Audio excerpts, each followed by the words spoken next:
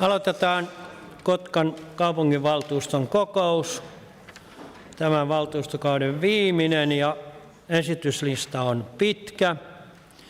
Ja ihan tähän alkuun eräs ystävä aamulla sanoi, että kun hän saa tämmöisen 800-sivuisen esityslistan, niin hän kysyy tekoälyltä tiivistä. Ja tekoäly kuulemma tiivistää sen. No se on tulevaisuutta. Okei, aloitamme kokouksen ja otetaan läsnäolijat.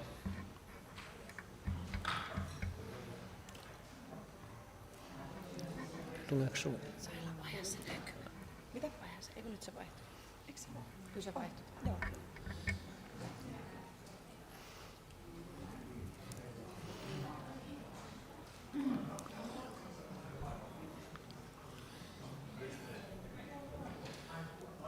Pitääkö paikkansa 50?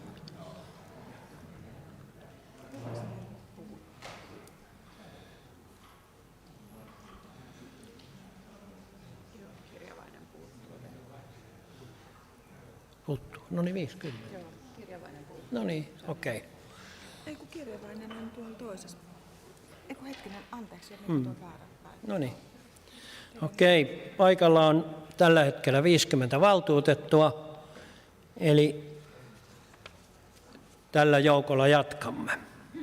Ja poissa ovat Alisa Hyytiäinen, hänen tilallaan Sami Kirjavainen, Sami Hohti poissa, hänen tilallaan Matti Koski, Jani Paananen poissa, hänen tilallaan Susanna Blomberg, Olli Marttila poissa, hänen tilallaan Päivi Leijamaa, Eeva-Liisa Frilander-Paavilainen poissa, hänen tilallaan Kari Niininen, Juho Eerola poissa, hänen tilallaan Kimmo Duffa ja Ilari van Steen poissa, hänen tilallaan Saku Sorsa. Joo. Ja sitten on todettava, että valtuuston varsinainen puheenjohtaja on kokouksessa läsnä, mutta puheenjohtajista on sopinut, että varapuheenjohtaja johtaa kokouksen. Sitten oli puheenvuoropyyntö Riina Ruuforsilla. Kellä? Ruuforsilla. Okei, Riina, ole hyvä. Ei näy tuossa. Joo, kiitoksia arvoisa puheenjohtaja. Joudun kuitenkin huomauttaa, että Sami Kirjavainen ei istu tällä hetkellä salissa. On kyllä tulossa paikalle, mutta on pikkaisen myöhässä. Kiitos. Huomioidaan, näin ajattelinkin, että tapahtuu. Eli siis läsnäolijat todettu. Sitten mennään pykälään 58, kokous, laillisuus ja päätösvaltaisuus. Laita sitä puheenvuoropyynnön, mulla näkyy, ei kato, ei näy. Joo. Hyväksytty. Mennään ehdotuksen mukaan. Sitten 59 pöytäkirjan tarkastajat ja vuorossa Päivi Pirtilä ja Pekka Posti. Sopiiko? Sopii. Selvä. Ja sitten on pykälä 60, käsittelyjärjestys. Ja tästä sen verran, että pykälät 62-64 käsitellään yhteisesti. Eli siinä on ensin hallituksen puheenjohtajan puheenvuoro, ryhmäpuheenvuorot ja yleiskeskustelun jälkeen on pykäläkohtainen päätöskäsittely pykälissä 62-64. Sopinee? Sopii. Ole hyvä.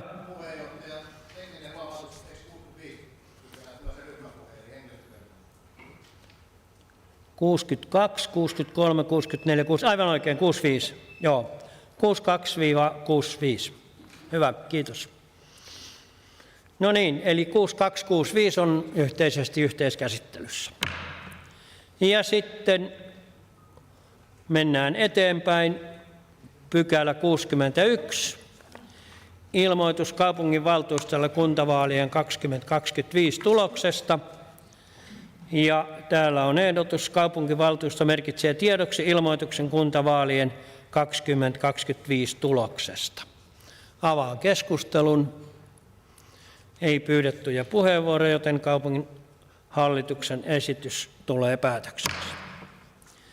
Ja sitten aloitamme tämän pykälien 62-65 yhteisen käsittelyn.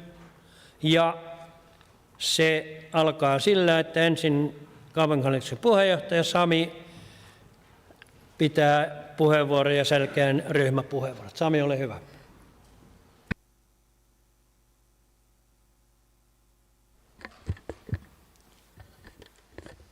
Arvoisa puheenjohtaja, hyvät valtuutetut, viranhaltijat, kuulijat. Sanotaan, että myrskyssä mitataan laivan kestävyys ja miehistön yhteistyö. Vuosi 2024 oli meille myrskytuulia tarjonnut vuosi. Mutta kuten merikaupunkiin sopii, me emme pelästy kovempaakaan tuulta, purjeemme kestävät ja meillä on taito navigoida, vaikka aallot nousisivat korkealle. Kotkan kaupunki ja koko konserni ovat selvinneet vaikeasta vuodesta kunnialla. Venäjän hyökkäyssota Ukrainaan on jatkunut jo yli 3 vuotta ja sen vaikutukset ulottuvat myös meille, satamaan, talouteemme ja turvallisuuteemme.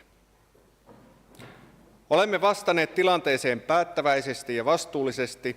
Me emme ole jääneet odottamaan parempia aikoja, me olemme ryhtyneet rakentamaan niitä. Hyvinvointialueuudistus on muuttanut kuntakenttää.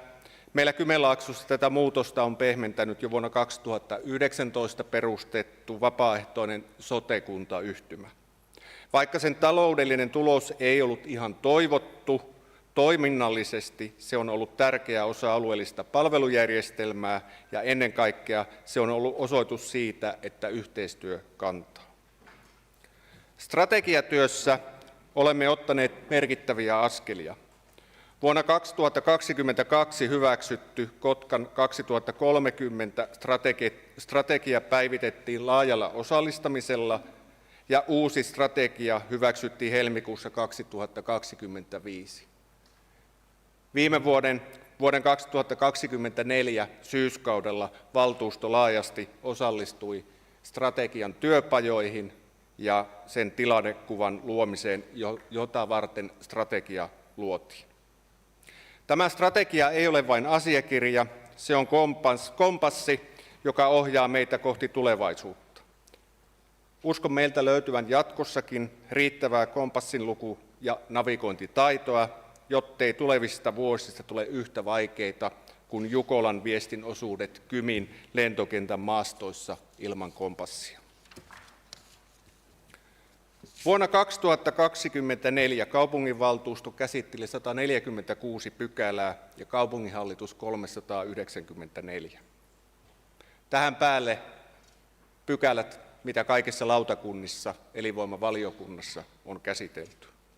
Tämä kertoo aktiivisesta päätöksenteosta ja toimivasta demokratiasta. Kaupunginhallituksen puheenjohtajana haluan kiittää teitä kaikkia, ei vain työstä, jota olette tehneet, vaan myös siitä hengestä, jolla sitä on tehty. Hyvät kuulijat, Kotka on kaupunki, jossa meri kohtaa maan ja ihmiset toisensa. Meillä on juuret syvällä, mutta katse horisontissa. Väestön kehitys oli edelleen laskeva, mutta nettomuutto oli positiivinen. Tiedämme, että väestönkehityksen suunnan muuttaminen on vaikeaa, mutta tiedämme myös, että työ luo toivoa, ja siksi meidän tärkein tehtävämme on varmistaa, että Kotkassa on työtä, mahdollisuuksia ja tulevaisuutta. Työttömyysaste oli vuoden lopussa 15,9%, ja erityisesti huolestuttavaa on nuorisotyöttömyyden kasvaminen. Meidän on yhdessä varmistettava, ettei yksikään nuori jää ilman mahdollisuutta koulutukseen tai työhön. Missä on nuoria, siellä on tulevaisuus, ja missä on toivoa, siellä on elämää. TE-uudistus toi työllisyyden hoidon kuntien vastuulle. Kotka toimii vastuunkantajana Etelä-Kymenlaaksossa ja yhteistyö muiden kuntien, EKAMin, Kaakkois-Suomen ammattikorkeakoulun ja Kursorin kanssa on ollut esimerkillistä. Tämä TE-palvelu-uudistus varsinaisesti käynnistyi tänä vuonna, mutta merkittävä osa siihen valmistautumisesta osui tilinpäätöskauteen tai tilinpäätösvuoteen, jota juuri käsittelemme. Meidän tapamme ottaa uusi haaste vastaan on herättänyt kiinnostusta myös valtakunnallisesti ja syystä. Tämä on ollut Kotkaa parhaimmillaan. Valmistelutyö on ollut käytännönläheistä, rohkeaa ja yhteistyöhön nojaavaa. Uusia yrityksiä syntyi viime vuonna Kotkaan 218 kappaletta. Vaikka liikevaihto yrityksissämme hieman laski, olemme mukana useissa puhtaan siirtymän hankkeissa, erityisesti akkuteollisuuden kehityksessä. Näillä hankkeilla on suuri merkitys alueemme tulevaisuudelle. Viisas ei kiroa tuulta, hän rakentaa tuulivoimalan. Toivon, että valtakunnallinen tahtotila mahdollistaa jatkossa myös tuulivoiman rakentamisen itäiseen Suomeen. Sillä meillä on tahtoa, meillä on tilaa ja ennen kaikkea meillä on tarve.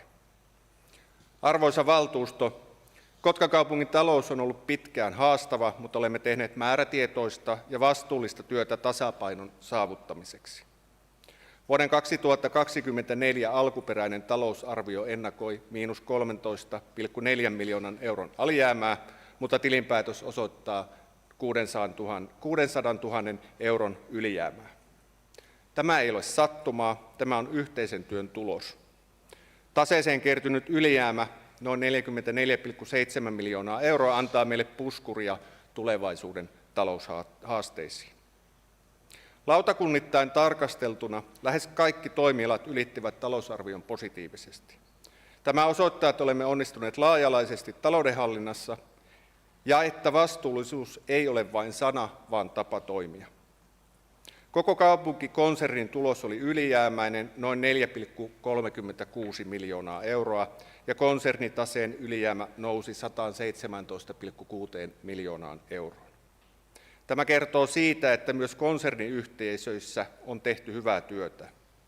Mutta muistetaan, hyvä talous ei ole vain päämäärä, se on väline sille, että voimme rakentaa parempaa arkea kotkalaisille myös tulevaisuudessa. Hyvät valtuutetut, Kotka on nimensä mukaisesti lintu, joka ei pelkää korkeuksia, se ei väistele tuulta, se käyttää sitä noustakseen ylemmäksi. Meidän on tehtävä samoin, meidän on uskallettava katsoa eteenpäin, vaikka horisontti olisi sumuinen. Vuosi 2024 oli taloudellisesti onnistunut. Haluan kiittää teitä kaikkia valtuutettuja, lautakunnan jäseniä, viranhaltijoita, henkilöstöä, konserniyhtiöitä ja yhteistyökumppaneita hyvästä yhteistyöstä, sitoutumisesta ja yhteisestä tilannekuvasta. Tämä on ollut meidän yhteinen onnistumisemme. Edessä on edelleen haasteita, osa vanhoja tuttuja, osa uusia, mutta meillä on nyt vahva perusta, jolta ponnistaa. Toivon, että nykyisen valtuuston kaltainen yhteistyö ja yhteisymmärrys jatkuvat myös tulevalla valtuustokaudella. Yhdessä olemme osoittaneet, että vaikeinakin aikoja voimme onnistua. Jatketaan tätä työtä Kotkan parhaaksi. Kiitos. Kiitoksia Sami ja sitten käydään näihin ryhmäpuheenvuoroihin. Ensin sosiaalidemokraattien ryhmäpuheenvuoro Tiina Montonen.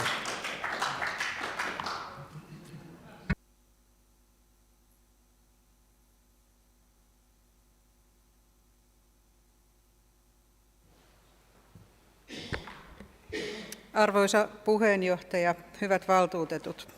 Pitää olla tyytyväinen siihen, että kaupungin tilinpäätös viime vuodelta on noin 600 000 euroa plussan puolella, varsinkin kun talousarviossa varauduttiin noin 13 miljoonan euron alijäämään.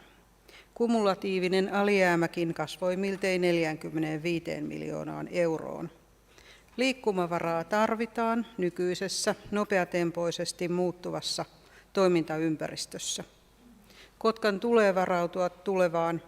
Kaupungin ja konsernin isot investoinnit vaativat rahoitusta. Kuntakonserni on melko hyvässä kunnossa. Konsernitaseeseen kertynyt ylijäämä on noin 2 200 euroa per asukas. Lainamäärä sen sijaan on noin 10 000 euroa asukas, mikä on paljon ja näkyy kasvaneina korkomenoina. Isot laina- ja vuokravastuut ovat nousseet nopeasti. Niitä on myös sen takia seurattava, etteivät kriisikuntakriteerit täyttyisi. Tilinpäätöskertomus on laaja ja sisältää todella paljon tietoa koko kaupungin toiminnasta, lautakuntien alaisista toiminnoista ja palveluista. Sen lisäksi on arvioitu konsernin tytäryhtiöiden tavoitteiden toteutumista ja tuotu tiedoksi ulkomaanmatkaraportti. On myös arvioitu valtuustoon nähden sitovien tavoitteiden toteutumista. Mittareita on paljon, joista monet ovat toteutuneet hienosti, osa osittain, ja punaistakin on näkyvissä, eli osa on toteutumatta. Huolestuttava tieto on pitkäaikaistyöttömyyden hienoinen kasvu, nuorisotyöttömyyden kasvu sekä niin sanottu kohtaanto-ongelma. Toisin sanoen yrityksissä on pulaa osaavasta työvoimasta samaan aikaan, kun alueella esiintyy työttömyyttä. Kymenlaaksossa on panostettu paljon ennakkotiedon hankkimiseen ja tehty yhteistyötä koulutuspaikkojen oikeaan kohdentamiseen. Yritysten kannattaa olla aktiivisia muun muassa koulutusorganisaatioihin päin mahdollisimman aikaisessa vaiheessa tarvitessaan uutta työvoimaa. Osa tutkinnoillakin voi nykyisin täydentää osaamista. Kannattaa myös antaa työssäoppimispaikkoja opiskelijoille. Se auttaa heitä valmistumaan ja sitä kautta voi saada pysyvää työvoimaa omaan yritykseen. Molemmat hyötyvät. Valtakunnallisesti Kotkan työttömyysaste on edelleen huomattavan korkea ja tätä pulmaa ratkotaan nyt uudessa organisaatiossa. TE-uudistus astui voimaan tämän vuoden alussa. Etelä-Kymenlaaksossa syntyi seudun kuntien kesken vastuukuntamalli, jossa järjestämisvastuu on Kotkan kaupungilla. Uudistukselle on ollut kovat odotukset. Siitä huolimatta, että työtä valmisteltiin hienosti ja on alkanut hyvin eri yhteistyökumppaneiden kanssa, ongelmiakin on ollut ja kunnat näyttävät joutuvan uudistuksen maksajiksi. Kuntien talouden, ihmisten työllistymisen, uudelleen kouluttautumismahdollisuuksien ja toimeentulon kannalta tässä on yksi tämän vuoden epävarmuustekijä, jota työstetään siellä koko ajan. Viime vuosi on ollut hyvin toiminnallinen vuosi. Sitä on leimannut kaavoittaminen ja siellä erityisesti yritystoiminnan toiveisiin vastaaminen, panostaminen viestintään, uusien asukkaiden saaminen, yksinäistä, vahva edunvalvontatyö, kaupungin ilmastotyö ja paljon tärkeää asukkaiden arkea palvelevaa työtä. Arviointikertomuksen työstämisessä on ollut tarkastuslautakunnan apuna ulkopuolinen sihteeri, joka on tuonut oman osaamisensa työskentelyyn ja kertomuksen laadintaan. Kunnan toiminnan tuloksellisuutta arvioidaan laaja-alaisesti toiminnan tavoitteiden kautta, ei pelkästään taloudellisen onnistumisen kautta. Tarkastuslautakunta on tehnyt hienoa työtä tuottaessaan materiaalia johdon ja meidän päättäjien tueksi, ja kiitos siitä. Arviointikertomuksesta huomio pariin kohtaan. HYTE eli hyvinvointi- ja terveystyöhön tulee panostaa jatkossa entistä enemmän suunnittelua ja tiedottamista, jotta koko organisaatio ja luottamushenkilöt osaavat tehdä oikeanlaisia päätöksiä kuntalaisten hyväksi. Tällä työllä on vaikutusta kunnan valtionapujen määräytymiseen ja siihen, miten meillä on rahaa panostaa palveluihin. Arviointikertomuksessa nostetaan esiin ympäristölautakunnan henkilöstöresurssi. Ilmasto- ja luonnon monimuotoisuustyötä on jatkossa huolehdittava siitä, että sinne on riittävät henkilöstöresurssit. Nostan tähän myös tarkastuslautakunnan tarvitseman riittävän resurssin. Tietotilinpäätös puolestaan kertoo, miten tietoturvaan liittyviin asioihin on kaupungilla panostettu. Kotka osallistui viime syksynä Digi- ja väestöviraston järjestämään Suomen suurimpaan digitaalisen turvallisuuden taistoharjoitukseen. Tekoäly valtaa alaa ja niinpä tietohallinto on valmistellut tekoälyohjetta. Henkilöstökertomus on seikkaperäinen ja voi todeta, että kaupunki panostaa monin tavoin henkilöstönsä hyvinvointiin. Henkilöstön sairauspoissaolot laskivat edellisvuodesta yli 2 päivää per henkilö, mikä on hienoa. Tässä haluan sanoa, että pidetään myös huoli siitä, että vuoropuhelu työterveyden kanssa on toimivaa ja toiminta on helposti saavutettavaa. SDP:n valtuustoryhmä hyväksyy tilinpäätös 2024 kokonaisuuden. Ja nyt valtuustokauden päättyessä lopuksi suuri kiitos koko henkilöstölle, johdolle ja luottamustoimissa toimineille, teille kaikille, jotka välitätte kaupungin palveluiden toimivuudesta ja asiakaskokemuksista. Kiitos ryhmämme puolesta myös kaupunginjohtajalle, virkahenkilöille ja muille valtuustoryhmille ja toivon jatkossakin hyvää ja avointa kommunikaatiota näiden yhteisten asioidemme hoidossa. Kiitos. Ja tähän väliin todetaan, että Sami Kirjavainen tullut paikalle. Ja jos ihmettelette, missä kaupunginjohtaja on, niin Esa on kovan flunssan kanssa kamppailee kotona. Mutta sitten kokoomus ja Riina Brufors, ole hyvä.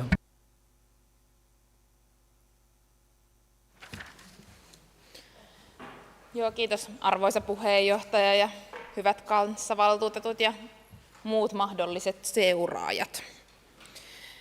Tänään edessämme on tosiaan tämän kautensa päättävän valtuuston 4. tilinpäätös.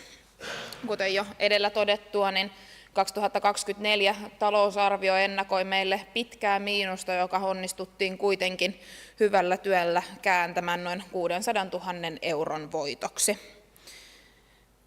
Tämä tarkoittaa sitä, että tällä kaudella 4 tilinpäätöksestä 3 on ollut ylijäämäisiä ja olemme näin pystyneet kerryttämään mukavan ylijäämän kaupungin taseeseen, kuten myös konsernin taseeseen.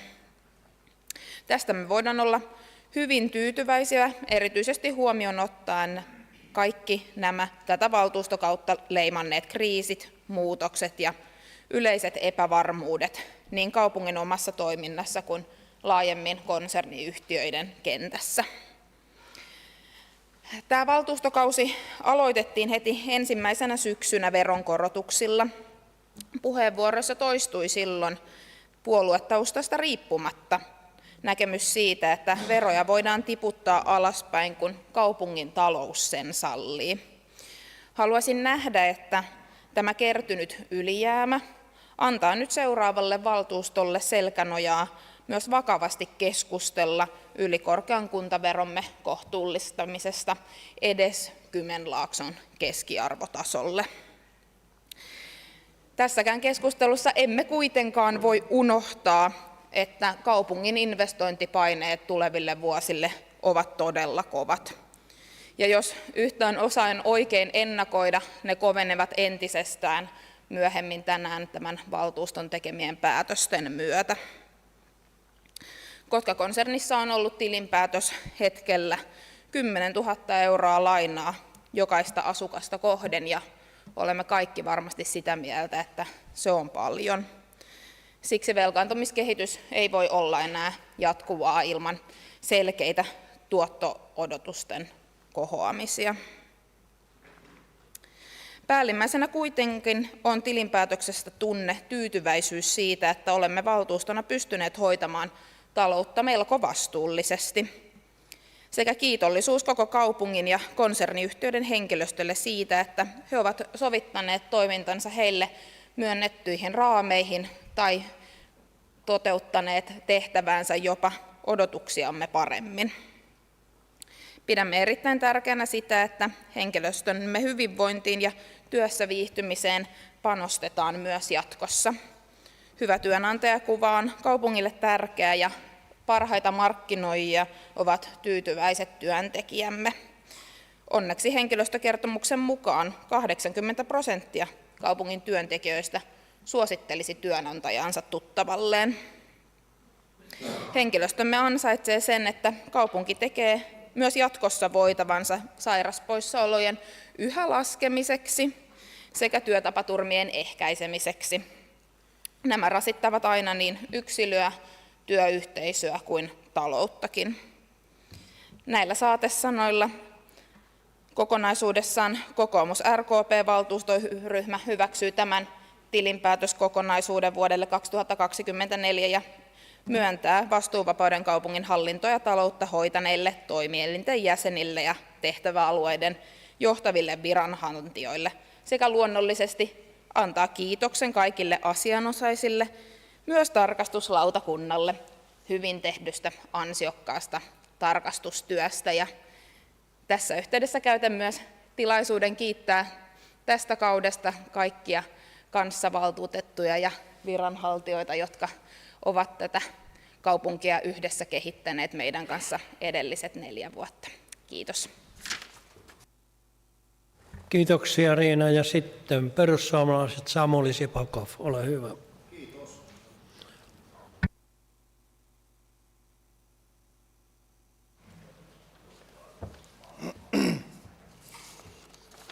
No niin, reilu kaupunginvaltuuston puheenjohtaja ja varapuheenjohtaja, rohkea kaupunginjohtaja, tai siis talousjohtaja, muut läsnäolijat ja rakas haminalainen nettiseuraaja ja hyvä rahvas. Viimeisen kerran pidän ryhmäpuheen, ainakin perussuomalaisissa, ryhmän puheenjohtajana. Tosin, jos joskus käy niin, että nousen ainoana perussuomalaisena tähän valtuustoon, niin sitten saatte minua kestää. Jos peilaa tätä nykyistä tai tulevaa valtuustoasetelmaa, niinhän voi käydä 4 vuoden päästä. Tämä itse asiassa on sellainen ryhmäpuhe, että mä en ole edes näyttänyt sitä ryhmälle. Heitä varmaan hävettää. Mä sanon, että erottakaa minut sitten ryhmän puheenjohtajan paikalta. Sitä kestää vielä 1,5 viikkoa. No mennään nyt asiaan, ainakin hetkeksi. Perussuomalaiset ovat aina vaatineet tiukkaa talouskuria. Kotkan kaupungilla on edelleenkin velkaa, ja velkaa on aivan liikaa. Muistan hyvin, kun talousjohtaja Mänttäri lausui kerran, että Kotka on ylivelkainen. Vaikkei minun sanomaani täällä hirveästi noteerata, niin uskokaa nyt edes häntä. Ainakin minä olen saanut sen vaikutelman, että Mänttärin sanaa voi luottaa. Ja häntä täytyy kuunnella. Jos häntä ei kuuntele, niin Mänttäri yleensä korottaa ääntään, ja sitten häntä kuunnellaan. Mutta näinhän se on. No, korkokulut olivat tilikaudelta noin 11 miljoonaa euroa, mikä on lähes 5,9 miljoonaa euroa enemmän kuin vuonna 2023. Korkokustannusten nousu on seurausta lainakannan kasvusta, siis konsernissa, eli tyttärillä. Lainakanta tytäryhtiöille viimeisenä päivänä vuonna 2023 oli lähes 110 miljoonaa euroa. No nyt viime vuoden viimeisenä päivänä se oli jo lähes 150 miljoonaa. Pitkäaikaisista lainoista korkokustannukset kasvoi, niin kuin lyhytaikaisista lainoistakin. Ne on miljoonia enemmän kuin vuonna 2023. Kotkan kaupungin toiminnan ja investointien rahavirta vuonna 2024 oli negatiivinen 8 miljoonaa euroa, eli tulorahoitus ei ole riittänyt kattamaan tilikauden investointeja. Ja se kassavarojen riittävyys, tunnusluku oli papereissa 3 päivää, kun vuonna 2023 se oli 21 päivää. Rahavarat olivat vajaa 2 miljoonaa. Ja kunnan lainakanta, se on aika paljon. Se oli viime vuoden viimeisenä päivänä 324 miljoonaa euroa. Se on aika paljon. No sitten nostoja henkilöstökertomuksesta. Kotkan kaupungin kokonaisväkimäärä oli ennakkotietojen mukaan vuodenvaihteessa niin sellainen 50 210 henkilöä. Väestökehitys oli ennakkotietojen mukaan vuonna 2024 negatiivinen ja väestön kokonaismäärä laski. Ikärakenne on sellainen, että kuolleisuus ylittää selkeästi syntyvyyden, henkilökertomuksessa mainittiin. No, Kotkan kaupungin henkilökunnan keski-ikä oli lähes 50 vuotta, 47,5. Palkkakustannukset ovat kohonneet. Ja nythän meillä on sellainen ongelma, että meidän kulut kasvaa kaiken aikaa. Väkimäärä vähenee, väkimäärä vanhenee. Tämä on kestämätön yhtälö. Mutta minä en enempää lukuja tähän sano. Lopuksi haluan kiittää vielä kaupungin valtuustoa siitä, että olette kokonaisuutena olleet erittäin yhteistyökykyisiä. Olette ottaneet huomioon kaikkien ryhmien näkemykset, myös perussuomalaisten, ja myös meidän kannan eri asioihin. Yleensähän me ollaan äänestykset hävitty, mutta se on teidän ongelma. Erityiset kiitokset haluankin lausua kaupunginhallituksen puheenjohtaja Sami Virtaselle, joka on erittäin asiallinen ja ottaa asiat hoitaakseen, ja ne myös yleensä hoitaa loppuun asti. Olen myös näiden 4 vuoden aikana havainnut, että Sami on ihan normaali ihminen. Ainakin salin ulkopuolella. Täällä hän on ehkä vähän liian demari, mutta. Kiitokset myös kaupunginvaltuuston varsinaiselle puheenjohtajalle Pasi Hirvoselle. Muistan, kun meillä oli ensimmäinen valtuuston kokous noin 4 vuotta sitten, niin tuolla taululla luki, että Pari Hirvonen. Mutta se on nyt korjattu. Hirvonen pärjää kyllähän yksin. Suuri kiitos kuuluu myös valtuuston varapuheenjohtajalle, ensimmäiselle sellaiselle, Jukka Lopperille. Lopperi on hoitanut mielestäni erittäin hyvin tämän valtuuston loppukauden, ja itse asiassa olen jopa vähän yllättynyt. Tämä ei ole mikään epäluottamus. Toivon, että uusi Kotkan kaupunginvaltuusto tekee rohkeita ja kestäviä päätöksiä myös jatkossa. Ja ne päätökset vahvistaisivat alueen elinvoimaa, tukevat nuoria ja vanhuksia sekä vaalivat luontoa ja kulttuuriperintöä yhdessä kuntalaisten kanssa. Sitten sain sähköpostin, kun kysyin meidän ryhmältä, että pieniä nostoja tähän ryhmäpuheeseen, niin en nyt sano kuka laittoi, en edes muistakaan, mutta minulle tuli sellainen sähköposti, missä oli lause, että kehu nyt jollain tapaa yhteistyötä valtuutettujen ja varsinkin virkamiesten kanssa, oli aihe mikä tahansa. Näillä saatesanoilla perussuomalaiset hyväksyy ihan kaiken, mitä nyt tähän pakettiin kuuluu. Kiitos ja anteeksi. Kiitoksia. Ja sitten vasemmistoliitto Antti Hyyryläinen, ole hyvä.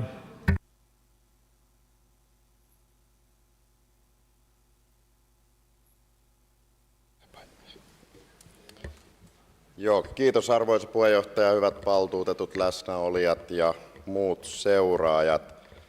En aio toistaa näitä edellisten puheenvuorojen lukuja ja kiitoksia, mitä esitetty, kaikki on ihan paikallaan. Mulla ei ole oikeastaan kuin yksi asia tai näkökulma tähän tilinpäätösjuttuun, mutta valitettavasti se ei tarkoita sitä, että jos Hyyryläisen on yksi asia, niin puhe kestää 10 sekuntia.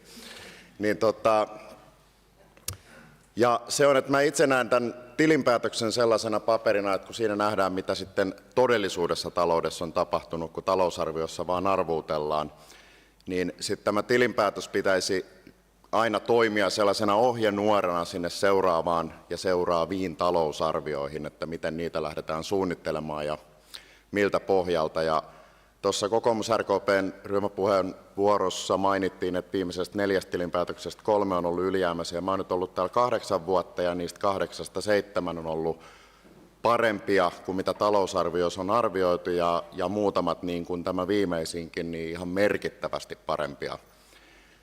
Ja tämä pitäisi toimia siinä mielessä viestinä, että meillä on vähän enemmän niitä pelimerkkejä kuin mitä sitten arvioissa arvioidaan. Ja siinä, että me arvioidaan hieman liian negatiivisesti se talous, niin sillä on ikäviä vaikutuksia. Annan joitakin esimerkkejä. Meillä on strategiassa, nostetaan esiin vaikka kestävä kehitys ja muitakin ympäristöasioita. Ja sitten ympäristölautakunnalla on ympäristön suojeluun ja muihin järjestöille jaettaviin avustuksiin varattu 4 000 € vuodessa. Se on ihan hävettävän pieni summa. Meillä on 2010-luvun alussa niin hyvinvointilautakunnan alta, mistä jaetaan kulttuuriavustuksia eri järjestöille, yksittäisille taiteilijoille, yksittäisiin tapahtumiin, niin se summa oli yli 10 vuotta sitten reippaasti yli 100 000 euroa. Ja nyt se on alle 80 000 euroa, eli reaalisesti alle puolet siitä, mitä me ollaan jaettu joskus. Ja kuitenkin me strategiassakin panostetaan kulttuurina, halutaan panostaa ja tukea meidän kaupungimme kulttuuria. Opetustoimessa oppikirjat saattavat olla 10 vuotta vanhoja, tieto auttamattomasti vanhentunutta, millä opetetaan lapsia ja näin poispäin. Ja mistä tämä johtuu? Niin se johtuu siitä, että kun henkilöstökulut kuitenkin koko ajan kasvavat ja meillä on tässä menneinä vuosina sellaisia talousarviokehyksiä tehty, että kaikkia on velvoitettu säästämään prosenttiperiaatteella. Toisaalta nyt on jäädytetty ne kulut, mutta kun me tiedämme inflaatiokehityksen, palkkakehityksen, niin todellisuudessa kaikki nämä toimialat joutuvat pikkusen koko aika leikkaamaan ja sopeuttamaan, mahdollisesti lakkauttamaan joitain toimia tai sitten karsimaan resursseistaan. Ja tämä ei mielestäni ole meille perusteltu kehitys siinä mielessä, että me teemme näin hyviä tilinpäätöksiä. Tästä pitäisi löytää joku kultainen keskitie, että voimme toki suhtautua vakavasti niihin taloushaasteisiin, mutta että antaisimme vähän enemmän pelimerkkejä näille toimialoille, jotta eivät aivan olemattomilla resursseilla joudu jatkossa toimimaan. Eli minun viestini tästä tilinpäätöksestä on semmoinen kaino toive, että kun näitä talousarviokehyksiä aletaan määrittelemään, niin me emme tekisi tänä vuonna sitä samaa ratkaisua kuin vaikka viime vuonna, että kaikkien kulujen pitää pysyä vain euromääräisesti samoina kuin aikaisemmin, vaan meiltä löytyisi pieni lisäpelivara ihan kaikille meidän kaupungin merkittäville toimialoille ja varsinkin niille, mitkä on suoraan yhteydessä meidän kaupunkistrategiaan. Ja näillä sanoin Vasemmistoliiton valtuustoryhmäkin esittää tämän tilinpäätöksen 2024 hyväksymistä ja kaikille asianomaisille vastuuvapauden myöntämistä. Kiitos. Kiitoksia. Sitten vihreät. Onko Tommi Iivonen?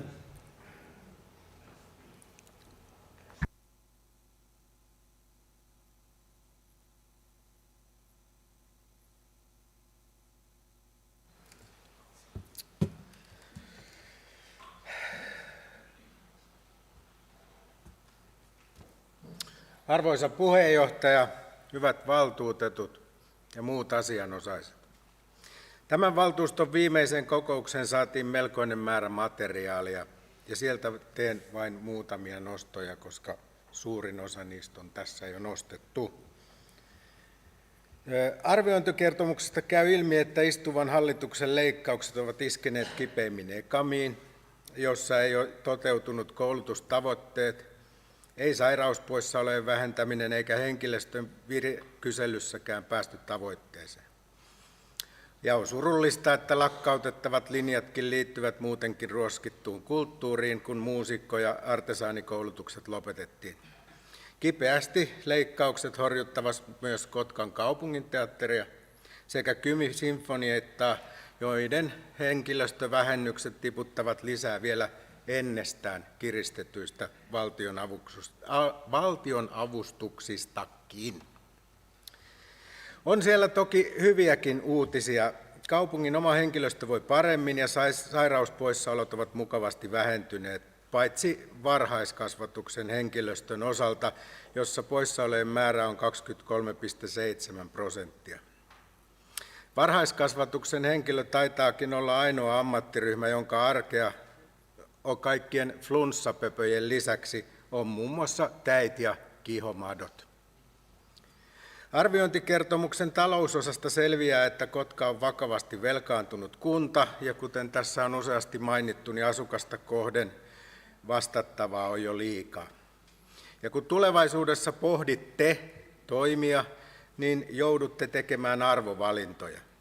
Ei ole mitään järkeä vetää juustohöylällä kaikilta saman verran. Se ei ole rakenteellinen ratkaisu, vaan hiljaista hivutusta. Toivommekin tulevan uuden valtuuston käyvän vakavan arvokeskustelun talouden prioriteeteista.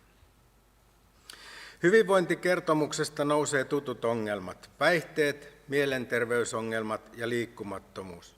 Kaikkia näitä ongelmia pahentaa yksinäisyys ja siksi olisi erityisen tärkeää panostaa sen torjuntaan. Nyt esimerkiksi osallisuuden edistämisen kerrotaan tässä kaupungissa toteutuneen 70%, koska on tehty digikartta, joka tulee osaksi talousarvioprosessia. Varmasti hyvä juttu sinänsä, mutta kyllä minä itse toivoisin osallisuuden toteuttamiseksi jonkinlaista konkreettista kohtaamista livenä. Vihreä valtuustoryhmä osaltaan hyväksyy koko pumaskan ja antaa vastuuvapauden kaikille oleellisille ihmisille. Olen viimeistä kertaa tässä teidän edessä. Olo on haikea. 8 vuotta on täällä ollut, 4 vuotta tässä pitänyt ryhmäpuheita. Kyllästymiseen asti olen varmaan nostanut yhtä asiaa sieltä ylös. Minun piti tässä kohtaa kiittää kaikkia, koska kiitettäviä on paljon, mutta käytänkin tilaisuuden hyväkseni ja kerran vielä anteeksi siitä nostan sen minulle tärkeimmän asian framille, eli yksinäisyys. Yksinäisyys on hirveintä, mitä ihmiselle voi tapahtua. Se on maailman vanhin rangaistuskeino, hylkääminen. Meissä jokaisessa on vielä niin paljon luolamiestä, että jos meidät jätetään yksin, se tarkoittaa meille samaa kuin kuolema. Se nostaa stressitasot pilviin ja vie elämältä hirveän määrän laatua pois. Ja yksinäisyyteen ainoa lääke on yhteisöllisyys, mikä nyt uuteen kaupunkistrategiammekin on onneksi saatu. Mutta se tarkoittaa konkreettisia tekoja. Se on kaupungille hyvin kustannustehokasta, koska kaikki yhteisöllinen toiminta tässäkin kaupungissa perustuu hyvin pitkälti vapaaehtoistoimintaan. Vautosta me näemme täällä, että 1,5 miestyövuotta, henkilötyövuotta tulee sitä kautta vapaaehtoisten kautta. Mietitään vaikka kohtaamisten keittiötä, jossa yhden palkatun ihmisen varalla syötetään 600 ihmistä viikossa parhaimmillaan. Vielä sellaisella ruoalla, mikä muuten olisi meille ongelmajätettä, mistä me joudumme maksamaan. Yhteisöllisyys, hyvät ihmiset, hyvät ystävät. Se on se kaikkein tärkein asia. Ja siksi toivonkin, että tuleva valtuusto panostaa kaikkeen mahdolliseen yhteisöllisyyttä vahvistamaan tehtävään. Kuten Antti sanoi, niin eri yhdistyksen avustukset, ne on merkittävä juttu. Pienet sataset on pienille yhdistyksille iso juttu, kaupungille pieni, mutta tulevaisuuden säästöt rakennetaan sieltä. Minä toivonkin, ystävät hyvät, että me tehdään tästä kaupungista kohtaamisten Kotka, missä yhdenkään ihmisen ei tarvitse jäädä yksin. Joskus riittää, kun soittaa tai laittaa viestin tai heittää kortin naapurin postilaatikkoon. Ajatelkaa sellaista kaupunkia, jossa kukaan ei kärsi yksinäisyydestä, vaan kokee olevansa osa yhteisöä. Sillä tehdään huimat säästöt kaikkiin meidän kaupungin menoihin ja myös hyvinvointialueen varsinkin.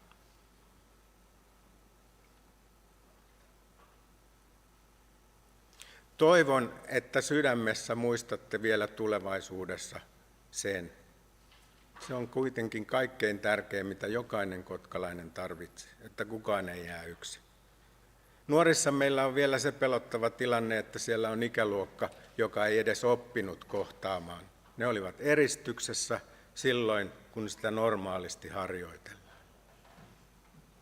Sille on tehtävä jotakin.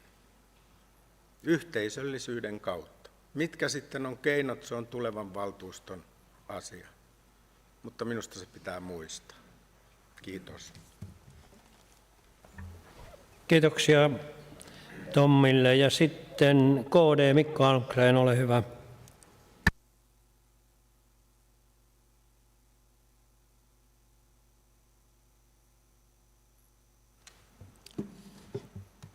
Kiitos teille viranhaltijoille, koko valtuustolle ja kaupungin hallitukselle erittäin hyvästä yhteistyöstä tällä valtuustokaudella työskentelyvuodesta 2024. Myös tämä vuosi on ollut hyvä, mihin tämä tilinpäätös liittyy. Ja kiitos valtuutettu Tommi Iivonen noista sanoista, mitä sanoit. Ehkä uskallan sanoa näin, että mekin olemme tällä ystävyyden polulla sinun kanssa ottaneet tänä 4 vuoden aikana askeleita. Ei se aina siitä puolueen jäsenkirjasta, tai ei se saa olla ollenkaan siitä kiinni. Se asia. Muutamia nostoja tilinpäätösasiakirjasta, joihin on hyvä kiinnittää huomiota. Nyt tulee kevennys. Puheenjohtaja sanoi ennen kokouksen alkua, että tekoäly tiivistää, niin nyt tekoäly tiivistäköön kaiken teidän edellä sanoman. Se oli vitsi. Yritän olla lyhyt sanainen, toistan joitakin asioita, mutta itselleni nousee tuo nuorten työllisyys ja se kohtaanto-ongelma, josta täällä on jo puhuttu. Ja siihen tulisi löytää lisää uusia ratkaisuja. Kiitos toki Kursorille, toisen asteen koulutuskuntayhtymän EKAMin sekä Kaakkois-Suomen ammattikorkeakoulun kanssa tehdystä ja tehtävästä yhteistyöstä työvoiman veto- ja pitovoiman hyväksi. Meidän tulisi jatkossa panostaa vielä enemmän pienten ja keskisuurten yritysten mahdollisuuksiin työllistää Kotkaan ja lähialueille seutukuntamme ja muualta tänne opiskelemaan tulevia nuoria. Toivoisinkin, että Kursor voisi tarpeen mukaan palkata lisäresurssia tähän työhön Kotkan kaupungin hyvällä avustuksella. Valtakunnallisen tasoon verrattuna Kotkan työttömyysaste on, kuten ollaan kuultu, huolestuttavan korkea, noin 16%, se on paljon. Tilinpäätöksen positiivinen tulos, se 600 000 euroa, yllätti meidät kaikki positiivisesti. Kuten todettu, kaupungin eri vastuualueet, toimintayksiköt ovat osoittaneet erinomaista taloudellista vastuunkantoa ja harkintakykyä. Ja voimmekin todeta onnistuneemme sekä päättäjien että työntekijöiden osalta. Itse ainakin olen ylpeä siitä, mitä valtuustona olemme saaneet aikaan. Taseeseemme kertynyt tuo ylijäämä 44,7 miljoonaa on erittäin hyvä. Ja se on se merkittävä apu ja puskuri lähitulevaisuudessa. Mutta on hyvä muistaa, että yllättäviä menoja tulee aina. Ja tietysti toivomme, että nämä yllätykset eivät olisi tänä vuonna kovin suuria. Konsernimme lainakanta asukasta kohden on mainittu täällä ja moneen kertaan. Se on se 10 038 euroa.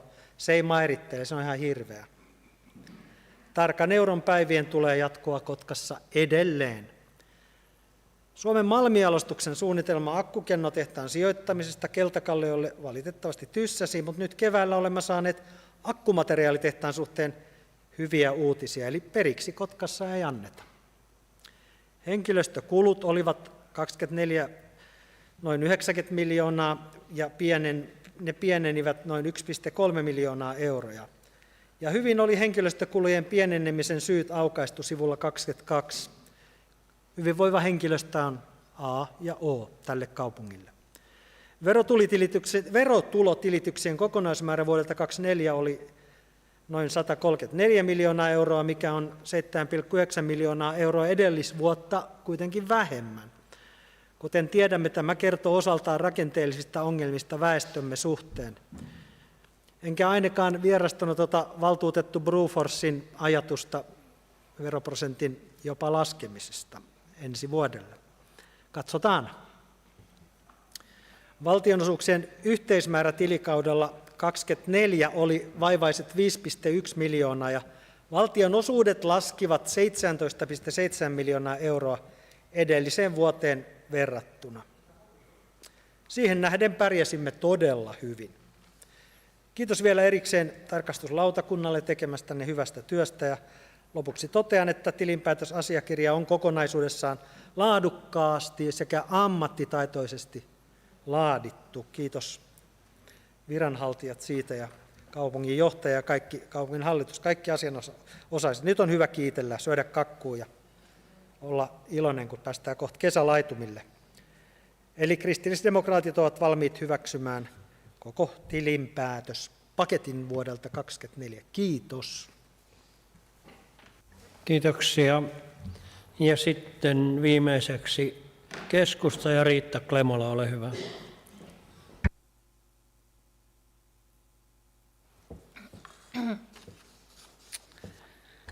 No niin, arvoisa puheenjohtaja ja hyvät valtuutetut ja asian seuraajat.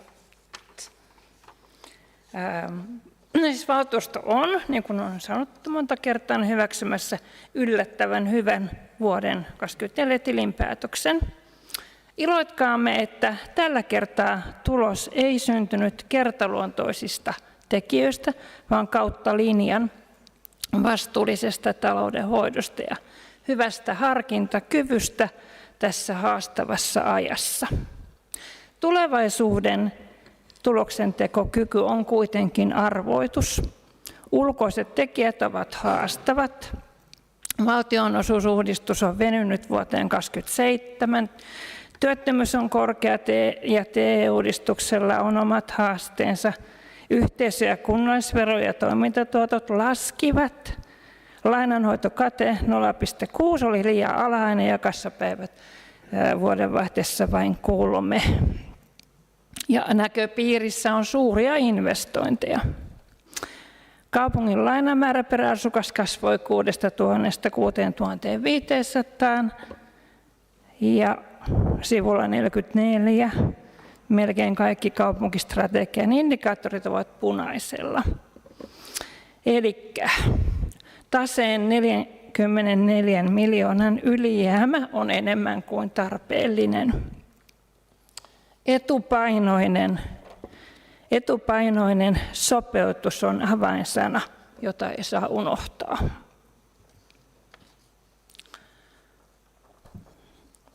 Positiivista on, että Kotka-Hamina on päässyt yritystukien ykkösalueeksi ja monia hankkeita on vireillä ja Keltakalliolla on kuokka isketty maahan. Hotelli Leikarinkin toimintaa ovat kiinalaiset vilkastuttaneet jo nyt. Karhulan keskusta on ollut myllerryksessä vuoden verran, mutta uutta asfalttiakin on jo ilmestynyt. Ja kiitos pian koulukeskus kirjastoineen ja nuorisotiloineen kohoaa keskeiselle näkyvälle paikalle. Käpylän ala-aste on upea musiikinopetus- ja kädentaitotiloineen.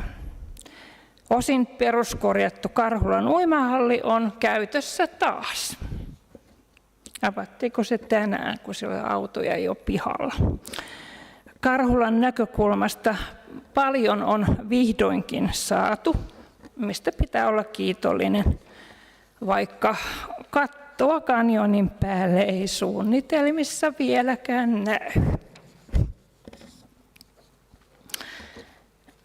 Yhden opetukseen liittyvän huolen haluamme tuoda esille. Elokuussa astuu voimaan oppimisen tuen uudistus. Pystytäänkö Kotkassa resurssien suhteen toimimaan niin, että jokainen lapsi saa tarvitsemansa tuen oikea-aikaisesti? Uuden edessä, kun eivät ole vain pienet oppijat, vaan kaikki opettajista lähtien.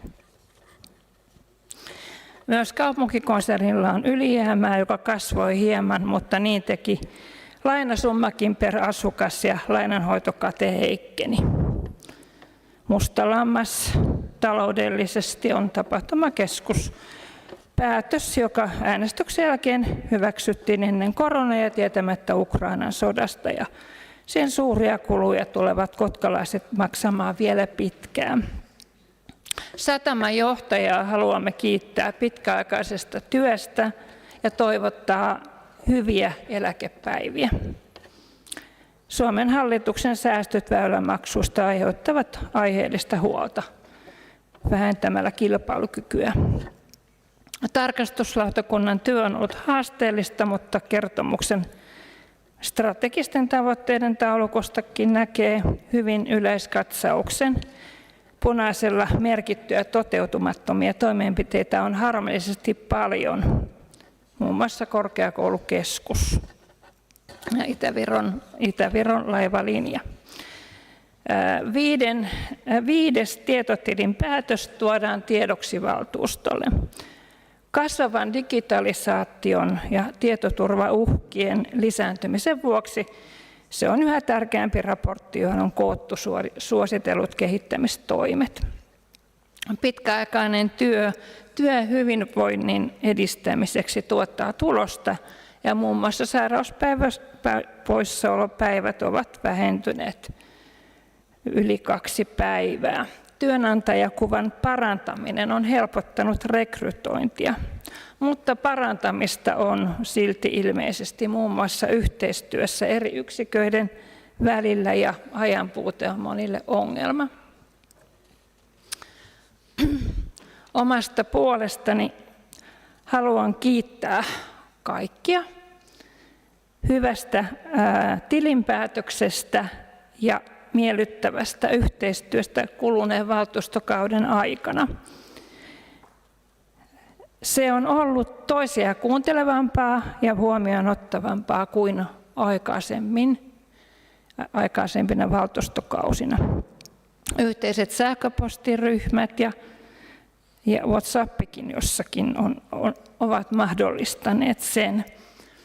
Kokoukset ovat olleet asiallisempia ja lyhyempiäkin ja muutosehdotukset kohtuullisempia kuin tässä vuosikymmenien sisällä aikaisemmin. Ja myös retket ja seminaarit ja tarjoilutkin ovat olleet kohtuullisempia. Tulevat päättäjät, älkää unohtako Kotkan historiaa ja että Kotka ulottuu Pyhtään rajalta Leikariin, Kotkan saaristosta Hurukselan Susikoskelle ja Pernonkoskille. Keskustan valtuustoryhmä hyväksyy vuoden 2024 tilinpäätöksen sekä arviointi- ja henkilökertomuksen. Kiitoksia. Ja ennen kuin mennään pykäläkohtaiseen päätöksiin, niin yleiskeskustelu vielä jatkuu. Ei pyydettyjä puheenvuoroja, joten käymme sitten pykäläkohtaisesti nämä läpi. Eli ensinnäkin siellä on 62 ja siellä on päätösehdotus. Ensinnäkin kaupungin hallitus. Kaupunginvaltuusto päättää käsitellä tilikauden 2024 tuloksen 448 919,41 € seuraavasti. Tuloutetaan opintokeskus Karhun peruskorjaukseen poistoeroa 113 264,41 € ja 2 siirretään tilikauden ylijäämä 562 183,82 € tilikauden yli- ja alijäämätilille. Tämä on kaupunginhallituksen esitys. Onko tästä puheenvuoroja? Ei. Se tulee päätökseksi. Ja sitten Tarlan ehdotus. Kaupunginvaltuusto hyväksyy vuoden 2024 tilinpäätöksen ja myöntää vastuuvapauden kaupungin hallintojen taloutta hoitaneille toimielinten jäsenille ja tehtäväalueiden johtaville viranhaltijoille tilikaudelta 11.–31.12.24. Avaan keskustelun. Ei pyydettyjä puheenvuoroja. Onko? Ai anteeksi. Hyvä. Sieltä Mika Nikkisellä on puheenvuoro tähän. Olikin mulla huomioitu, mutta enpäs huomannut. Mutta nyt huomasin. Hyvä Mika, kiitos.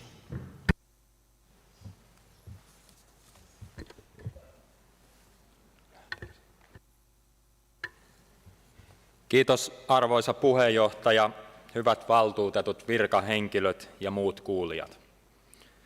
Olemme nyt kuulleet aika monta hyvää puhetta, mutta kerrataan nyt hieman vielä näitä asioita. 4 vuotta on mennyt nopeasti, mutta tähän ajanjaksoon on ehtinyt tapahtua valtavasti. On ollut korona, Ukrainan sota, joka on edelleen päällä, ja tämä on väistämättä vaikuttanut kuntien ja ihmisten elämään, ja nämä ovat kyllä näkyneet myös meidän satamakaupungissamme. Raja on mennyt kiinni, naapurimaan turistit ovat kadonneet, ja sataman tavaravirta on laskenut. Myös paikallinen metsäteollisuus on saanut kovan iskun puun tuonnin hyydyttyä Suomeen. Lisäksi meillä on aloittanut hyvinvointialueet ja viimeisimpänä TE-palvelut siirtyivät kuntien hoitoon, eli paljon on ehtinyt tapahtua lyhyessä ajassa. Etenkin näinä aikoina kaupunkistrategia nousee mittaamattomaan arvoon.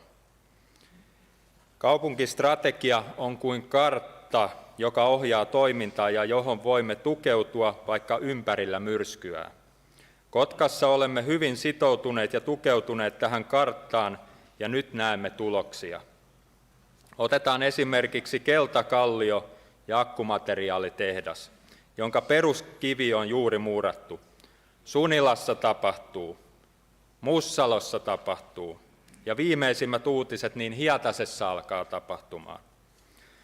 Valtuuston tulevissa pykälissä on muuten Kyminlinnan ostaminen kaupungin haltuun. Tämäkin asia löytyy meidän kaupunkistrategiastamme, ja Kyminlinna olisikin oiva lisä meidän upeisiin puistokokonaisuuksimme.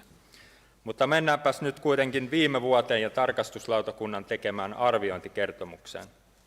Kaupungin toimintaa ohjaavat kuntalaki, hallintosääntö, kaupunkistrategia, normit sekä toiminnalliset ja taloudelliset tavoitteet. Tarkastuslautakunnan keskeisin tehtävä on arvioida, ovatko valtuuston asettamat toiminnan ja talouden tavoitteet kunnassa ja kuntakonsernissa toteutuneet ja onko toiminta järjestetty tuloksellisella ja tarkoituksenmukaisella tavalla sekä arvioida talouden tasapainotuksen toteutumista. Alun perin vuoden 2024 talousarviossa arvioitiin Kotkan kaupungin tekevän alijäämää 13,4 miljoonaa euroa. Tilinpäätöksessä Kotkan vuoden 2024 tilinpäätös oli kuitenkin ylijäämäinen noin 0,6 miljoonaa euroa. Yksi positiivisen muutoksen syistä on se, että verotuloja kertyy noin 4 miljoonaa arvioitua enemmän. Toinen syy on, että kaupungin eri toiminnot käyttivät rahaa vähemmän kuin talousarviossa arvioitiin. Siitä varmaankin voidaan keskustella, onko tämä kuinka tarkoituksenmukaista, että talousarvion ja tilinpäätöksen ero on noin suuri. On kuitenkin tunnustettava, että talouden näkökulmasta ajatellen elämme todella erikoista aikaa ja talouden ennustaminen on haastavaa. Näin ollen onkin järkevää, että verotuloja arvioidaan varovaisuuden periaatteella. On todella vaikeaa ennakoida, mihin suuntaan yritysten talous ja työpaikkojen määrä kehittyy. Tarkastuslautakunta on katsonut tilinpäätöksen läpi ja käynyt tilintarkastuskertomuksen läpi yhdessä tilintarkastajan kanssa. Tilinpäätös on tehty hyvin. Jos jotakin pitäisi nostaa esille, niin pitkän ajan talouden huomattavat alijäämät talousarvioissa ja lainojen sekä vuokravastuiden määrät ovat kasvaneet niin kaupungissa kuin kaupunkikonsernissa. Kyseinen tunnusluku on konsernitasolla mitattuna yksi kriisikuntakriteeristön mittareista, joka ei saisi 2 perättäisen vuoden aikana ylittää 50% valtakunnallista keskiarvoa. Sitten mennään näihin lautakuntiin erikseen ja nostetaan sieltä muutamia huomioita. Ympäristölautakunta. Tarkastuslautakunta pitää tärkeänä, että ilmastovahdin puuttuvat tiedot täydennetään ja päivitetään säännöllisesti. Samalla saadaan ajantasaista tietoa päätöksenteon taustaksi. Ympäristölautakunnan henkilöstöresurssin riittävästä määrästä on myös huolehdittava. Eläinlääkäripalveluiden siirtyminen ostopalveluksi Haminan kaupungilta vuonna 2024 alusta edellyttää kustannusten ja palveluiden saatavuuden seurantaa. Sitten kaupunkirakennelautakunta. Kaavoituksessa on onnistuttu hyvin. Infran ja kiinteistöjen korjausvelka pitää huomioida tulevissa talousarvioissa. Tarkastuslautakunta kiinnittää huomiota henkilöstön kuormitukseen ja rekrytointihaasteisiin. Sitten hyvinvointilautakunta.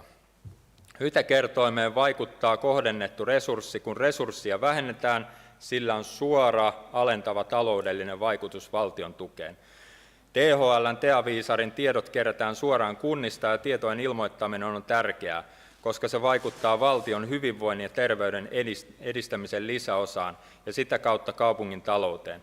Kaupungilla täytyy olla HYTE-tietojen raportoinnin vastuunjako määriteltynä. Sitten puheenjohtaja tähän väliin niin oli käynyt pieni moka siinä, tai en tiedä onko tämä tarkoituksenmukainen, niin että huomaako porukkaa tätä virhettä, niin tänne oli tullut pari tekstikohtaa liikaa, niin pyytäisin, että ne korjataan sitten ja lähetetty kirjaamoon tämä. Esimerkiksi tässä oli, että hyvinvointityön onnistuminen näkyy myös HYTE-kertoimissa, sillä kunta sai asukasta kohden 74 174 € suuremman rahoituksen. Ei asukasta kohden, vaan 74 000 sai. Olisi aika isot rahat kyseessä, jos olisi saanut asukasta kohden. Eli tämä korjataan. Sitten kasvatuksen ja koulutuksen lautakunta. Oppilasmäärän pienenemisestä huolimatta tuen tarve on kasvanut, erityisesti tehostetun ja erityisen tuen osalta, samalla kun valtion rahoitus ja erityisavustukset ovat vähentyneet, mikä uhkaa heikentää oppilaiden saamia tukipalveluja. Varhaiskasvatuksen, varhaisen tuen yhteistyö sekä yrittäjyyskasvatus eivät toteudu yhdenvertaisesti kaikissa yksiköissä. Ja sitten henkilöstöstä vielä. Työtapaturmien määrä on noussut vuosien 2019-2024 aikana, mikä on huolestuttava kehitys. Sairauspoissaolojen määrä taas on vähentynyt viime vuodesta 2 päivää per työntekijä kohden. Tämä on hyvä asia. Sitten näistä havainnoista niin sitten lähtee kysymykset kaupungin hallitukselle. Niin tässä on ensimmäinen kysymys, kuuluu näin. Miten saadaan eri vastuualueet ilmoittamaan tiedot ja vastaamaan THL:n kyselyihin? Voidaanko strategiseksi tavoitteeksi kaikille vastuualueille laittaa tietojen ilmoittaminen THL:n ja tavoitetasoksi 100%? Millä keinoilla tietoisuutta THL:n kyselyihin vastaamisen tärkeydestä saadaan lisättyä? Voidaanko tiedonkeruuta automatisoida tai helpottaa? Sitten kysymys 2. Vuoden 2025 talousarvion vuosien 26-27 taloussuunnitelmat on laadittu merkittävästi alijäämäiseksi. Jos tilikaudet toteutuvat sellaisenaan, on edellisten tilikausien ylijäämästä vähentynyt 1/3. Millaisin toimenpiteen kaupunginhallitus varmistaa, että kaupungin taloudellinen kehitys saadaan käännettyä nousuun? Sitten kysymys 3. Kuinka kaupunginhallitus reagoi valtion erityisavustusten merkittävään vähenemiseen ja sen vaikutuksiin oppilaiden saamaan tukeen? Sitten siinä oli kysymykset, ja sitten tarkastuslautakunta on päättänyt esittää 5.5.2025 kokouksessaan, että valtuusto hyväksyy vuoden 2024 tilinpäätöksiä ja myöntää vastuuvapauden kaupungin hallintoa ja taloutta hoitaneille toimielinten jäsenille ja tehtäväalueiden johtaville viranhaltijoille tilikaudelta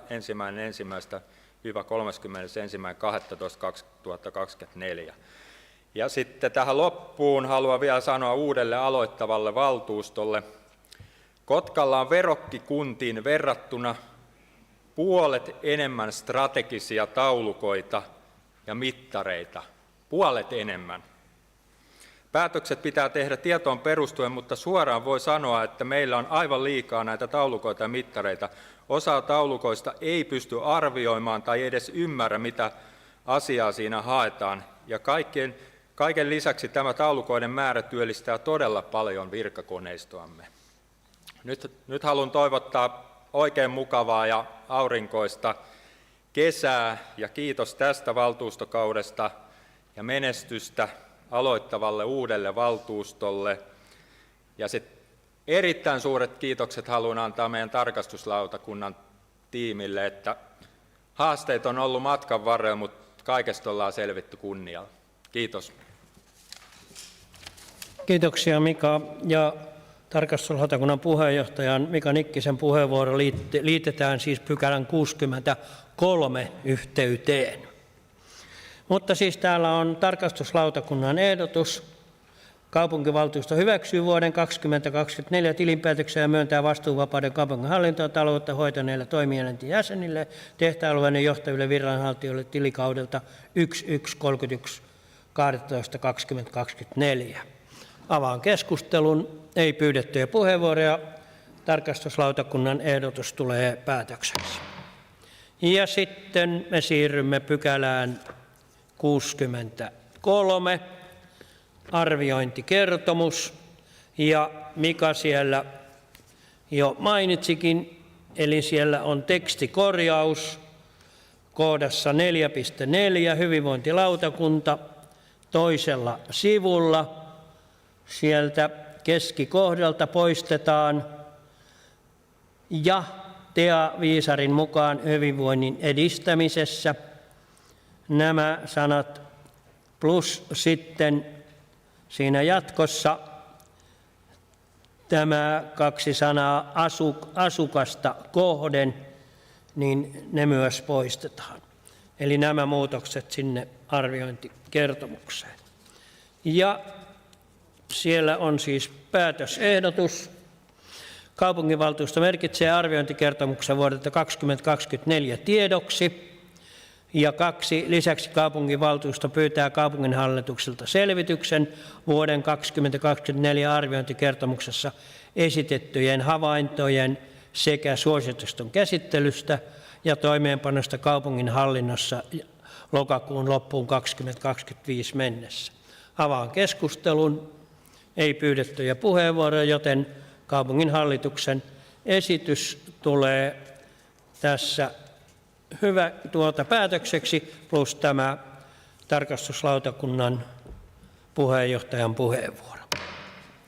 Ja sitten siirrytään pykälään 64, tietotilin päätös, ja siellä on yksinkertaisesti päätösehdotus kaupunginhallitukselta. Kaupunginvaltuusto merkitsee tiedoksi vuoden 2024 tietotilin päätöksen. Avaan keskustelun. Ei pyydettyjä puheenvuoroja. Kaupunginhallituksen esitys tulee päätökseksi. Sitten vaihdetaan pumaskaa. Siirrytään pykälään 65. Henkilöstökertomus. Ja siellä on kaupunginhallituksen esitys. Kaupunginvaltuusto merkitsee tiedoksi vuoden 2024 henkilöstökertomuksen. Avaan keskustelun. Petri Pekkola, ole hyvä. Kiitos arvoisa puheenjohtaja, hyvät valtuutetut ja muut kokousta seuraavat. Puhun teidän nyt viimeistä kertaa täällä. Työterveyslääkärinä aina kiinnostaa on sairauspoissaolot ja se on erittäin hyvä trendi, että se nyt tässä vähenee. Toki korona on helpottanut ja muuten, mutta tärkeä ja iso, kallis asia, liki 30 000 euroa meille. Mainittakoon, että hyvinvointialueella se on miljoonaluokan kysymys. Heillä myös on vähentynyt siellä se sairauspoissaolojen määrä. Mutta työtä ei saa lopettaa, vaan pitää tarkkaan jatkaa sitä ja yhteistyö työterveyshuollon kanssa ja korvaavat työt ja kaikki muut, niin se on erittäin tärkeä pointti ja se, että sitä pitää jatkaa. Ja minäkin haluan jättää yhden testamentin teille nyt sitten jatkoon uusille valtuutetuille, ja se on 3. sektori, vapaaehtoistyö. Suomihan on tämmöinen yhdistysten luvattu maa, niin on myös Kotka. Niin muistakaa nämä vapaaehtoistyötä tekevät lukuisat yhdistykset, ja mun tietysti sydäntä lähellä on nuorisoyhdistykset. Aika harmillinen takapakki oli tämä nuorisoleirialueiden maksullisuus, ja siitähän teinkin aloitteen sitten, että sitä mietittäisiin uudestaan. Muistakaa vapaaehtoistyöntekijät ja haluan myös samalla kiittää meidän nuorisovaltuutettuja, että olette olleet aktiivisia tämän 4 vuoden aikana. Kiitos teille ja kiitos ja hyvää jatkoa.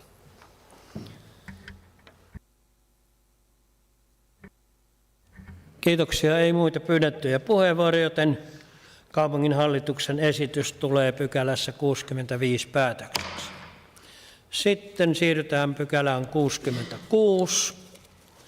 Ja asemakaava ja asemakaavan muutos, Sulinan asuinalue, kaava numero 0819. Ja siellä on päätösehdotus.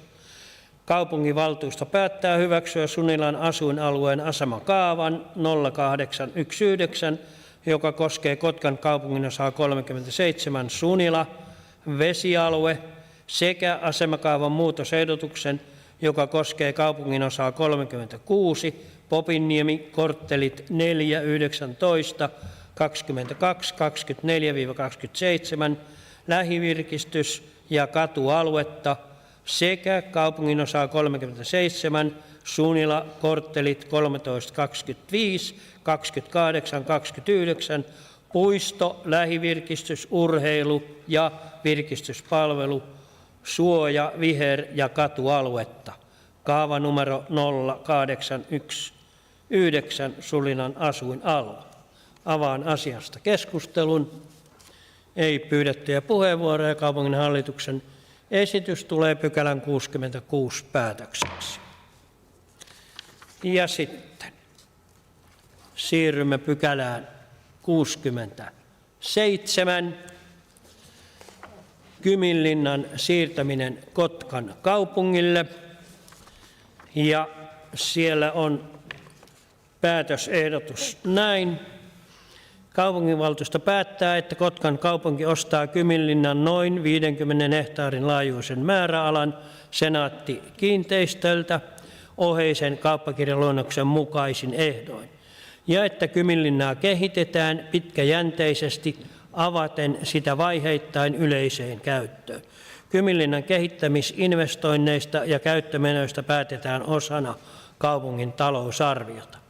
Ja sitten kaupunginvaltuusto oikeuttaa kaupunkisuunnittelujohtajan tekemään kauppakirjaan tarvittaessa teknisluontoisia korjauksia. Avaan asiasta keskustelun. Riina Brufors, ole hyvä. Joo, kiitoksia arvoisa puheenjohtaja. Kyminlinna tosiaan on keskeinen osa kotkalaista identiteettiä ja merkittävä historiallinen maamerkki. Hieno paikka, joka ansaitsee myös tulevaisuuden. Ihmisten on kuitenkin hyvä tiedostaa, että tämä ei ole sitä niin kuuluisaa halpaa huvia, vaan tulee aiheuttamaan merkittäviä käyttötalousmenoja vuosittain sekä erittäin merkittäviä investointeja, mikäli tämän alueen käyttötasoa lähdetään korottamaan kautta laajentamaan tästä nykyisestä. Tämä valtuusto siis jättää melkoisen kuluerän seuraavalle valtuustolle ratkaistavaksi, koska tosiaan tästä eteenpäin Kyminlinna on laitettu euroon kaupungin käyttötaloudesta ja investointiohjelmasta jostakin muualta sitten pois. Siksi kokoomus RKP-valtuustoryhmä haluaakin jättää tässä kohtaa valtuustotoivomuksen, jonka pyydän liittämään pöytäkirjaan ja luen sen teille nyt. Jätämme valtuustotoivomuksena, että Kyminlinnan siirtämisestä Kotkan kaupungille ei tule seurata lisätalousarviopyyntöjä talousarviovuodelle 2025. Lisäksi toivomme, että ennen seuraavaa talousarviokokousta valtuustolle esitetään pitkän aikajänteen maltillinen vuosikohtainen suunnitelma alueen kehittämisestä kustannusarvioineen. Kyminlinnan tehtävien investointejen ei tule vaarantaa muita kaupungin investointeja, jotka ovat jo sisällytetty viimeisimmäksi hyväksyttyyn investointikokonaisuuteen vuosille 2025–2029. Kyminlinnan alueen ylläpitämiseksi tulisi hakea ensisijaisesti rahoitusta muista lähteistä kuin kaupungin omasta käyttötaloudesta tai investointibudjetista. Kiitos. Kiitoksia. Antti Hyyryläinen, ole hyvä. Joo, kiitos arvoisa puheenjohtaja. Kyminlinna on ennen kaikkea strateginen hanke ja osana tätä Ruotsinsalmen kaksoislinnutusta niin kirjaimellisesti siellä meidän kaupunkistrategiassakin oleva hanke ja on sinänsä loogista, että kaupunki toimii siinä omistajana, olisi varmaan voinut toimia jo pitkän aikaa. ja kulttuurihistoriallinen merkitys on kiistaton, mutta minua tässä päätöksenteossa Kyminlinnan suhteen on häirinnyt tämä rytmitys ja ikään kuin hoppu, että tämän nyt istuvan valtuuston pitäisi tämä päätös tehdä, kun meillä on juuri vaaleilla valittu uusi valtuusto, joka voisi sen tehdä ihan pian myös itse. Ja kun tässä sanotaan, että ei edellytä lisätalousarviota eikä sinänsä muodosta taloudellista riskiä kaupungille tämä siirto, niin jos nyt vertaisin siihen, että jos itse ostan netistä eurolla jonkun upean 50-vuotiaan antiikkiautovanhuksen takapihalleni, joka on kylläkin ajokielossa ja ruosteinen ja renkaaton, niin epäilen, että vaimolleni ei mene selitys läpi, että ei aiheuta minkäänlaista lovea meidän perheen resursseihin tämä hankinta. Eli kyllähän se tosiasia on, että kyllähän tämä kaupungille aiheuttaa kustannuksia. Toki voi aiheuttaa joskus hamassa tulevaisuudessa jopa tulopuolta, mutta kyllä tämä taloudellinen investointi on joka tapauksessa, vaikka tässä päätöksessä nyt tehtäisiinkin vaikka vain eurosta sitten euroon sitoumus. Ja pohjaesityksessähän puhutaan noin 200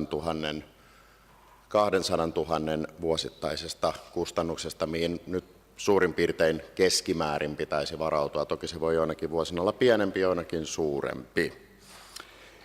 Ja minulla on itsellä semmoinen huono muisto siitä, kun edellinen valtuusto viimeisillä kokouksilla teki suurimmat päätökset Satama-areenaan kohdistuen, ja sitten tässä valtuustossa on osa valtuutetuista voinut saivarrella, että ei ole ollut tekemässä sitä päätöstä, kun se oli se edellinen valtuusto, mutta kuitenkin talousarviossa on sitoutunut siihen Satama-areenaan, niin en haluaisi nähdä sitä samaa keskustelua seuraavassa valtuustossa, kun seuraava valtuusto sen tekee ainakin 4 seuraavana vuonna sen talousarvion, jossa sitten konkreettisesti tähän osoitetaan euroja.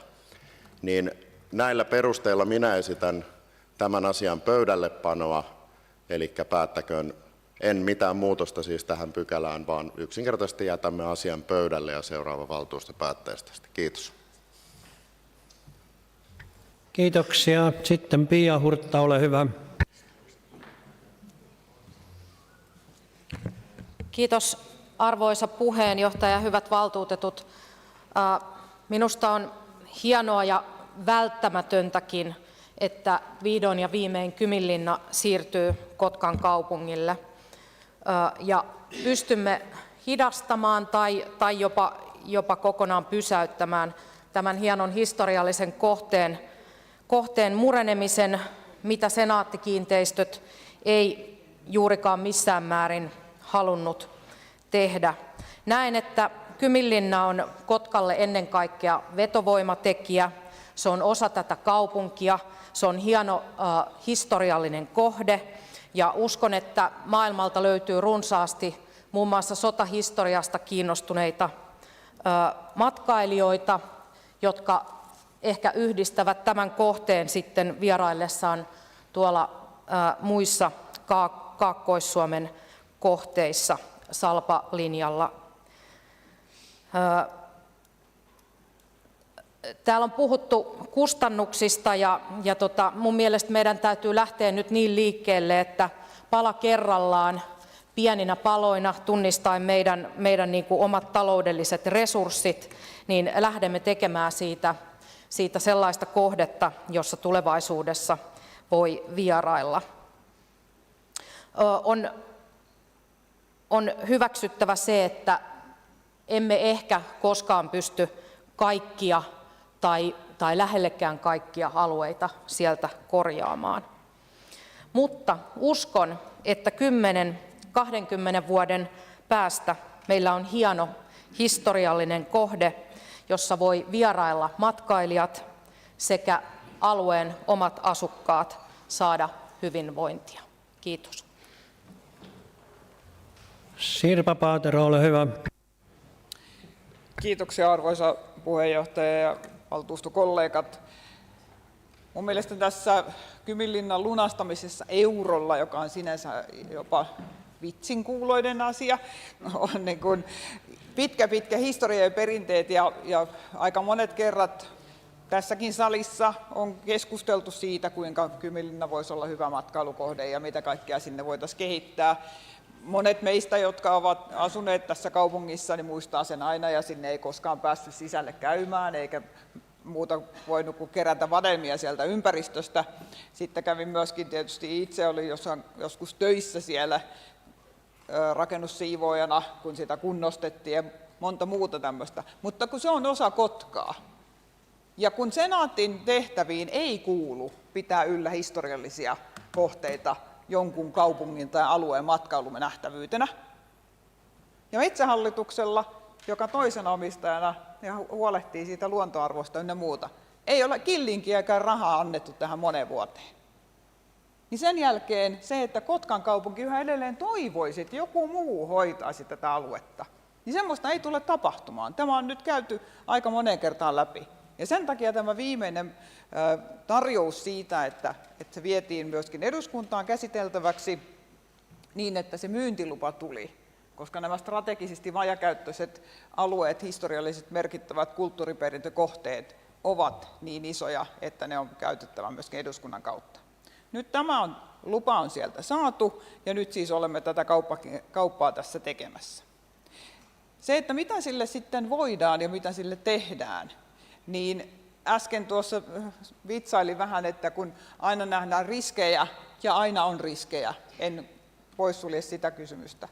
Mutta silloin kun Sapokkaa kehitettiin, niin monet tässäkin salissa olisivat halunneet säästää sen jätteeltä näyttävän likovan lammen siinä. Vastustettiin sitä, että se vie meiltä rahaa ja tuhlataan kaupungin rahoja kaikkeen turhuuteen, tommosiin puistoihin ja kaikkeen tyhmään. Voi olla, että muutaman vuoden päästä, kun minä tuolta ulkopuolelta seurailen valtuuston toimintaa, niin myöskin valtuustossa ollaan tosi tyytyväisiä. Että meillä on elinvoimaisuutta lisätty myöskin tämmöisellä historiallisella kohteella, joka vetovoimaisena matkailukohteena näyttäytyy. Menee vuosia, siinäkin voidaan verrata samalla tavalla ehkä puistoihin. Ei niitä rakennettu kerralla, vaan pieni pala kerrallaan. Ja niinhän tässäkin suunnitelmassa on ajatus tehdä. Ensin ulkopuoliset reitit, sitten sisältä niitä kohteita, että turvallisuus säilyy, jotta portit voidaan avata. Ja sitten mahdollisesti ruveta vuokraamaan myöskin sieltä niitä kiinteistöjä ja niitä paikkoja, jotka on tässä vuosien aikanakin olleet vuokrattuina. Eli toivottavasti se nähdään mahdollisuutena, mutta annetaan sille aikaa. Ei ajatella, että se on valmiina meillä jo ensi vuonna. Kiitos. Seuraava puheenvuoro. Joona Mielonen, ole hyvä. Joo, kiitos puheenjohtaja. Kyllä minustakin on aika hauska ajatus, että me ollaan eurolla lunastamassa Kyminlinnaa, jota niin monta vuosikymmentä ollaan haikailtu, että Kotka vihdoin pääsisi kehittämään sitä eteenpäin. Niin hyvät valtuutetut, ollaan kyllä historiallisen hetken äärellä. Oma tausta Kyminlinnaan liittyen, en aio nyt ihan ehkä niin kuin jokaista yksityiskohtaa kertoa, mutta pikkupoikana Kyminlinnan kesäteatterissa näyttelin useampana kesänä ja aina ihastelin, että mitäköhän tuolla porttien ja muurien takana oikein on. Että se tuntui sellaiselta niin kuin kielletyltä alueelta. Ja sitten myöhemmin Suomen hauskin mieselokuvaa kuvatessani pääsin sitten ihan työskentelemään Kyminlinnaa ja siellä me kuljettelin punavankileirille. Voitteko kuvitella tätä? Miehen. Mutta se, mikä Kyminlinnaan nyt ja tähän päätökseen on yleensä tulee, niin on ihan totta, että vuotuisia kustannuksia tulee, ja kustannuksia tietysti tulee, kun Kotka sitä alkaa ylläpitämään. Mutta mun mielestä olennaisinta olisi nyt kysyä, että mitä ihan oikeasti tarvii tehdä. Et nythän suunnitelmissa on, että me lähdettäisiin etenemään niin, että me ensiksi laitetaan ympärillä olevia reitistöjä kuntoon. Ja me en ole ihan varma, että onko tämä se oikea marssijärjestys.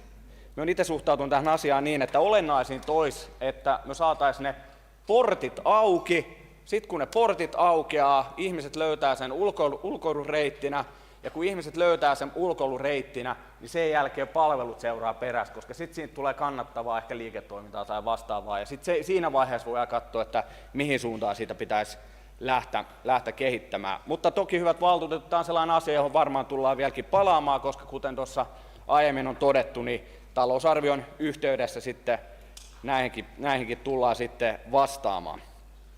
Eli kannatan siis todella sydämellisesti tätä päätöstä, mutta nyt palataan sitten tähän Antti Hyyryläisen äärimmäisen tärkeäseen periaatteelliseen ja teknilliseen seikkaan. Tämä on iso asia, sillä on budjettivaikutusta. Me ollaan täällä joka talousarviokokouksen yhteydessä aina kiristelemässä vyötä ja pohtimassa, mihin on varaa ja mihin ei.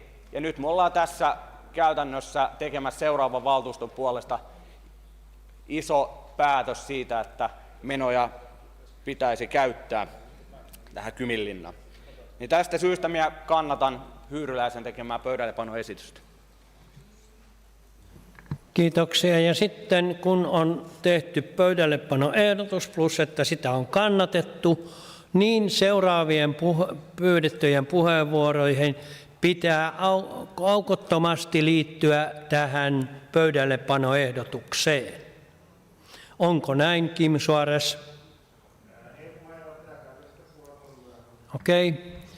Kysyn sitten Olli Kekkoselta samaa. Ei. Sami Virtaselta? Mia Holmbergilta? Ei. No niin.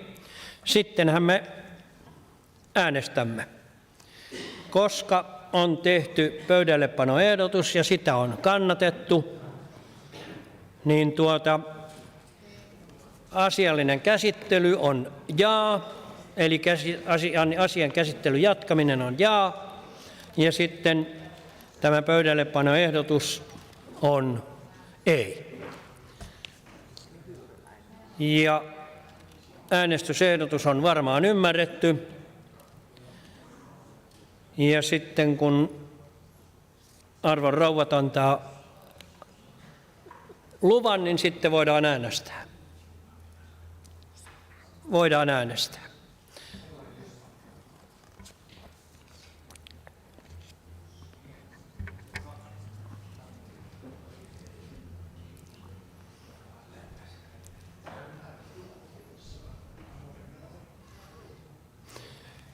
Eli 51 ääntä, kyllä, eli asian käsittelyn jatkaminen 44, ei, on 7, tyhjiä 0, eli asian käsittely jatkuu.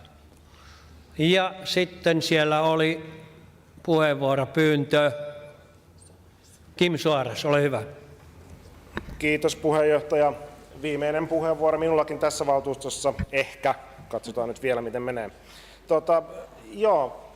Äänestin tässä kohtaa, että jatketaan asian käsittelyä, koska kuten usein valtuustossa, kun äänestellään, niin asiat ei muutu. Näin arvioin tässäkin kohtaa, niin hyvä jatkaa myös keskustelua.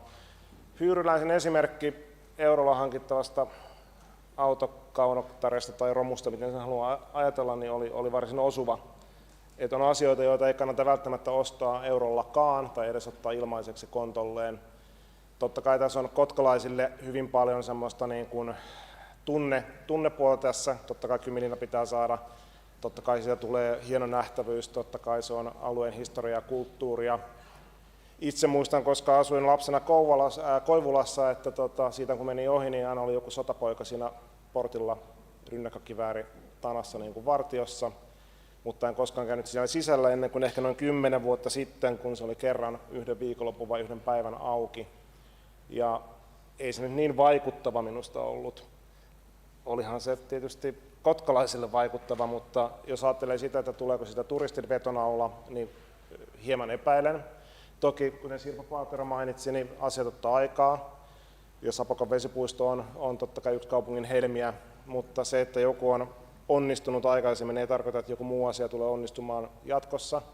On meillä epäonnistumisiakin kaupungissa, kuten nyt vaikka satama-outletti, mikä koskaan ei sitten toteutunut. No, nyt on satama-areena, mutta sitä elätetään noin 1 miljoonalla eurolla vuodessa.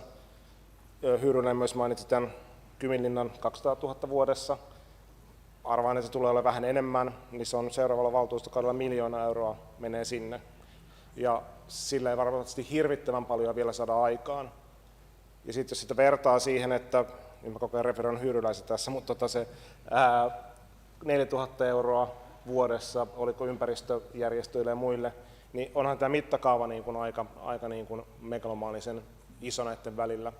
Mutta uskoisin, että tämä valtuusto tulee tekemään nostopäätöksen eurolla tänään, mutta ne valtuutetut, jotka jatkavat ja ne uudet sitten, jotka tulevat tämän päätöksen kanssa elämään, niin kannattaa muistaa, että he tulee viemään useita miljoonia ennen kuin se koskaan tuo mitään takaisin. Ja jos tätä ajatellaan investointina, niin investointi on aina semmoinen, mikä maksaa itsensä takaisin ja tuottaa toivottavasti voittoa joskus. Toki kaikkea voi mitata rahassa, eli se voitto voi olla jotain muutakin, vaikka kulttuuriarvoja tai ulkoilua, mutta jotain se toivottavasti tulee olemaan. Kiitoksia. Olli Kekkonen, ole hyvä. Kiitos arvoisa puheenjohtaja. Olisin saanut tämän oman puheenvuoroni kyllä tuonne pöytäämisjuttuunkin, mutta ajattelin, että on vapaampi puhua tässä.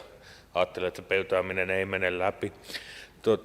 Siis tämä Kyminlinnan hankkiminen on yksi parhaita kaupungin hankkeita, mitä kaupunki voi tehdä. Me ollaan tässä koko sen ajan, mitä me on täällä 12 vuotta valtuustossa ollut, niin mietitty, että miten me saataisiin Kyminlinna kuntoon, miten kaupunki voisi kehittää siellä, kun se on senaatin ja ei päästä tekemään mitään. Nyt meillä on mahdollisuus siihen. Tässä kaupungissa on tehty kaikennäköisiä älyttömiä hankintoja. Me ollaan hankittu esimerkiksi vanha oikeustalo Karhulasta. Siellä se seisoo, ei sillä mitään tehdä, rapistuu. Sitten me ollaan hankittu, tai siis joskus jopa mietitty ankkuritalon ostamista itsellemme. Mutta paljonko siihenkin menisi rahaa nyt, kun puhutaan rahasta? Se on aivan täysin homeessa.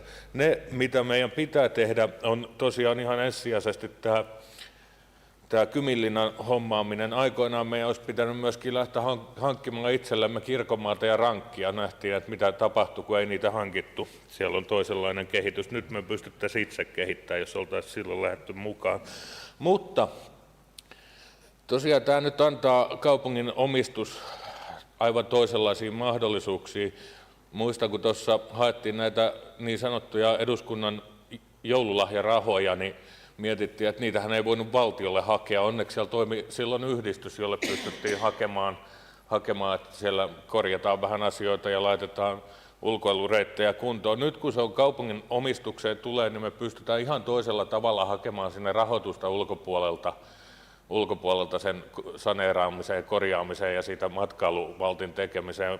Valtiolla se ei olisi ollut mahdollista. Kiitos. Sami Virtanen, ole hyvä. Kiitoksia arvoisa puheenjohtaja.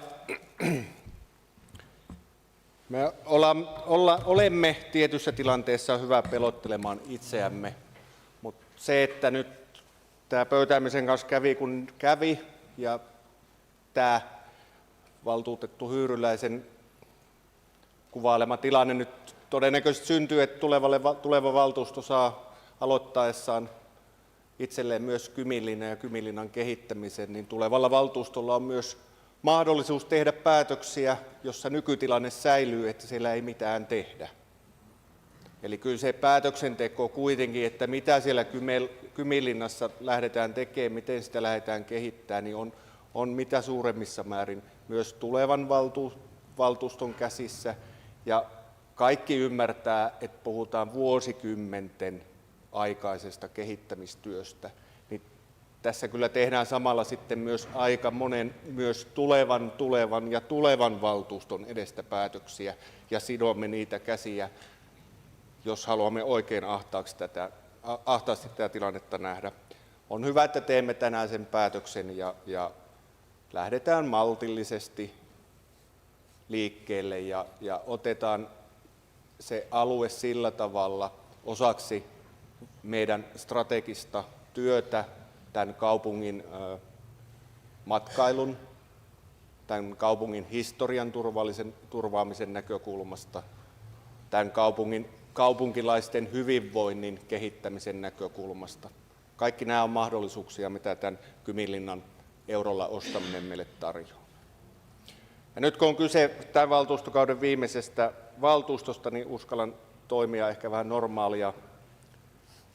normaalia kevyemmällä otteella ja haluan sen verran täydentää valtuutettu Mielosen kertomusta ja muistikuvaa, mitä hän on tuolla Kyminlinnan muurien sisällä tehnyt. Hän on myös poistattanut loppukohtauksesta yhden demaripoliitikon valkoisten teloittajien joukosta ja määräsi puvustamoon vaihtaa punavangin rytkyt niskaan ja kiireen vilkkaa kuljetettiin sitten tila-autolla loppukohtauskuvaukseen ja oli elämäni kokemus. Mia Holmberg, ole hyvä. Kiitos puheenjohtaja. Me voin oikein lämpimästi yhtyä kaikkiin melkein näihin edellisiin puheenvuoroihin toisen polven kotkalaisena. Ja muistan varsin hyvin monien näiden meidän kausien aikana, että aina puhuttiin siihen tyyliin, että kun se ei kuulu meille, ei voida tehdä sitä ja ei voida tehdä tätä. Ja nythän pääsin tutustumaan tuohon Suvorovin linnoitukseen Savitaipaleella tämmöisen sotaretken mukana tässä ehkä 3 viikkoa sitten. Ja siellä oli hienosti kyltti laitettu lähitalojen seinään, että 6 miljoonaa saivat tukea Suvorovin linnoituksen kunnostamiseksi. Ja tähän samaan ketjuunhan kuuluu meidän Kyminlinna ja moni muu tämmöinen vanha linnoitus. Että kyllä tähän on mahdollisuuksia hakea ihan laajalti sitten näitä rahoja, jotta saadaan sitä eteenpäin. Ja eihän se kaikki tarvitse toteutua nopeasti. Et me kannatan lämpimästi näitä kaikki edellisiä puheenvuoroja. Samuli Sipakov, ole hyvä. Kiitos arvoisa puheenjohtaja. Minäkin voin tässä vielä pienen kevennyksen, kun Virtanen kevensi. Tosin minä kevensin jos tuossa ryhmäpuheenvuorossa vähän, mutta ehdottomasti olen sitä mieltä, että Kyminlinna tulee hankkia. Nyt sitten kun tässä on muutamat henkilöt purnannut tästä eurosta, niin uusi valtuustohan voisi heti ensimmäisessä kokouksessaan sitten vastavuoroisesti myydä Senaatille eurolla tapahtumakeskuksen, niin meille tulisi melkein 2 miljoonaa vuodessa rahaa, joka voitaisiin laittaa Kyminlinnaan. Kiitos. Lauri Eerola, ole hyvä. No, kiitos puheenjohtaja valtuutetut. Niin varmaan tässä kaikilla meillä on jonkunlaista ajatusta, ideaa, mitä siellä voisi tehdä Kyminlinnassa, jos kun se kaupungin sitten on. Ja toki toivoisin, että meiltä kaupungilta tulee enemmän se rooli, olisi sellainen mahdollistajan rooli, ja se mitä siellä sitten tapahtuu, niin ei unohdeta yrityksiä ja sitten näitä yhdistyksiä, just mitkä toimii, että niiden kontolle annetaan mahdollisuuksia toimia, ja nähtäisiin se koko kokonaisuus siinä, mitä Kyminlinnan lähellä on muutakin. Siellä on Koskipuistoa, on Kyminkartanon aluetta, Sutela on siinä heti joen toisella puolella, ja Karhulan jokipuistokaan ei kovin kaukana ole, että tällainen laajempi kulttuurimatkailullinen kokonaisuus, niin sellainen meidän on hyvä sitten muistaa, että siinä on mieletön mahdollisuus sitten tällaiselle. Kiitos. Kiitos. Ei muita pyydettyjä puheenvuoroja, joten kaupunginhallituksen esitys tulee päätökseksi, plus että tähän lisätään tämä kokoomuksen valtuustotoivomus liitetään pykälään. Eli pykälä 67 on käsitelty ja pidämme 10 minuutin tauon. Koittakaa olla 19.55 takaisin. Kiitos.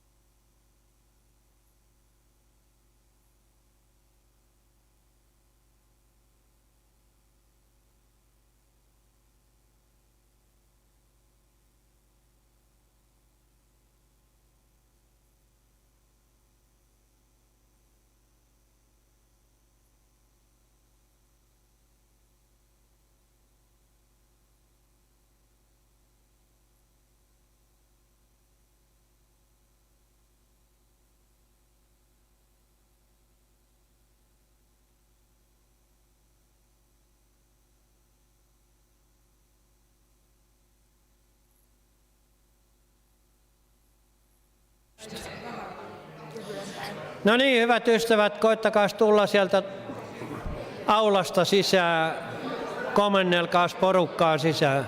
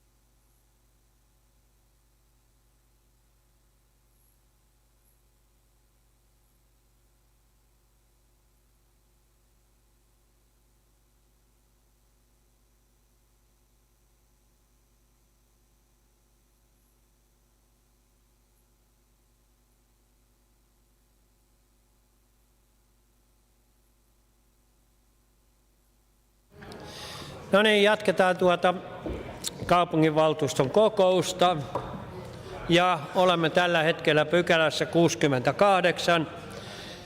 Esisopimus maa-alueen vuokraamisesta Kotkan Mussalossa. Ja siellä on päätösehdotus. Kaupunginvaltuusto hyväksyy kaupungin ja Norsk Fuel AS:n tai sen osoittaman projektiyhtiön välisen maanvuokrauksen esisopimuksen Kotkan Mussalon teollisuusalueella. Ja että kaupunki tekee tontilla tarvittavat purku- ja puhdistustöihin 1,2–1,5 miljoonan euron kohdennetun talousarviovarauksen vuodelle 2026 ja varautuu tarvittaessa osoittamaan vuodelle 2027 varapuhdistuksen loppuun saattamiseksi. Avaan asiasta keskustelun. Ei pyydetty. Jari Elo, ole hyvä. Puheenjohtajat, hyvät valtuutetut, on hieno asia kuulla, että tällainen ehkä on tulos ja toivotaan, että se menee maaliin sen surullisen UPM-keissin jälkeen. Ei muita pyydettyjä puheenvuoroja, joten kaupunginhallituksen esitys tulee pykälän 68 päätökseksi. Ja sitten taas vaihdetaan pumaskaa. 69. Hallintosäännön päivittäminen. Ja siellä on ehdotus: kaupunginvaltuusto hyväksyy liitteenä olevan päivitetyn hallintosäännön. Ja 2. Päättää, että päivitetty hallintosääntö astuu voimaan 1.6.2025. 3. Tarkastaa tämän pykälän kokouksessa sekä valtuuttaa valmistelijat tekemään mahdollisia teknisiä korjauksia liitteenä olevaan hallintosääntöön. Ja ymmärsin näin, että nuorisovaltuusto pyytää puheenvuoron tähän pykälään. Ole hyvä.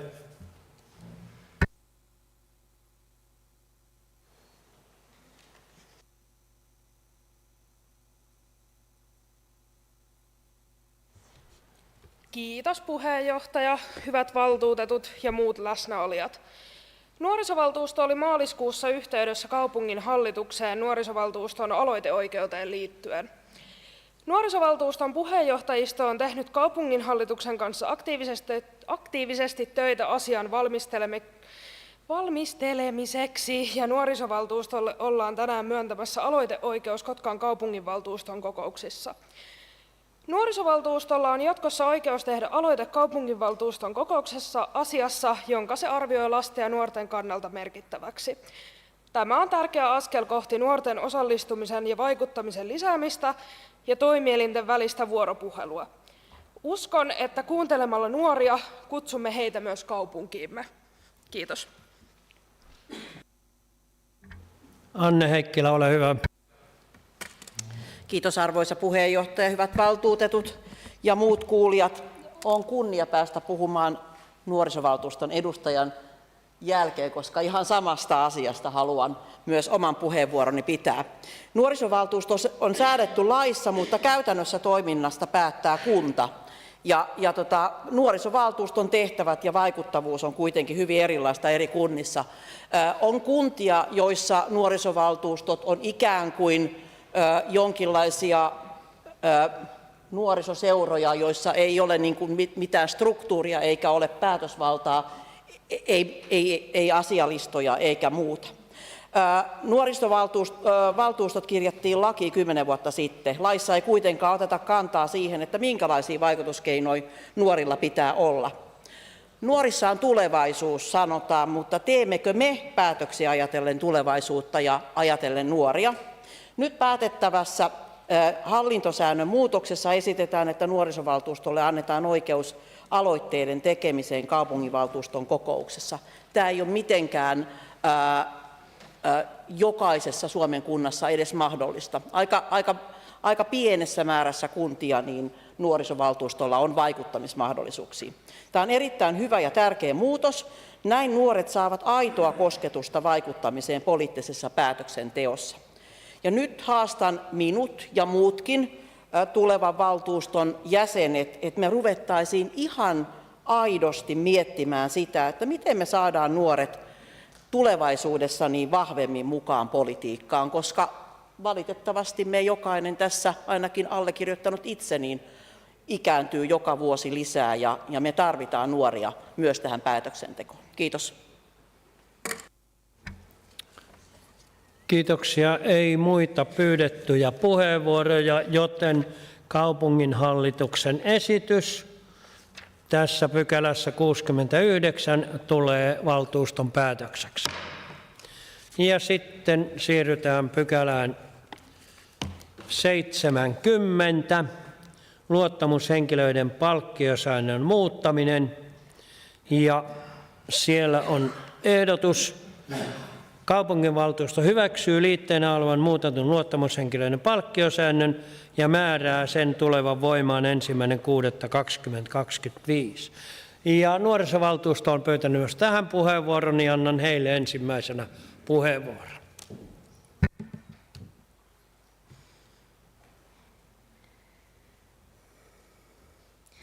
Kiitos puheenjohtaja, hyvät valtuutetut ja muut läsnäolijat. Aloittaessani Kotkan nuorisovaltuuston rivijäsenenä vuonna 2017 ei nuorisovaltuustolle maksettu lainkaan palkkiota toimielimen omista kokouksista. Matkakorvaustenkin maksusta aikoinaan luovuttiin, jotta nuorisovaltuusto voisi käyttää toimintarahansa oman toiminnan kehittämiseen. Nuorisovaltuuston jäsenet halusivat käyttää toimintarahansa kouluttautumiseen, eli koulutustilaisuuksia ja matkoihin, jota nuorisovaltuuston kattojärjestö Nuva ry aikoinaan tarjosi ja tarjoaa edelleen. Lisäksi nuorisovaltuusto halusi järjestää tapahtumia, kuten nuorten yhteisöllisyyttä vahvistavan tapahtuman itsenäisyyspäivän gaalan ja nuorten vaikuttamismahdollisuuksia vahvistavan tapahtuman NVKT, eli Nuoret valtaavat kaupungintalon tapahtuman. Viime syksynä vuonna 2024 nuorisovaltuusto esitti kaupungin hallitukselle nuorisovaltuuston kokouspalkkioiden maksamista heidän omista kokouksistaan. Nuorisovaltuusto esitti, että nuorisovaltuutetuille maksettaisiin per henkilö 15 € suuruinen palkkio per kokous. Ja tämä maksettaisiin toimielimen eli nuorisovaltuuston omasta toimintarahasta. Valtuusto päätti hyväksyä kaupungin hallituksen esityksen ja nuorisovaltuutetulle on maksettu kokouspalkkiota 1.10.2024 alkaen. Kotkan kaupunginjohtaja ja kaupungin hallitus on sittemmin ehdottanut, että kokouspalkkio korotetaan tästä 15 € 44 € per kokous toimielimen omissa kokouksissa.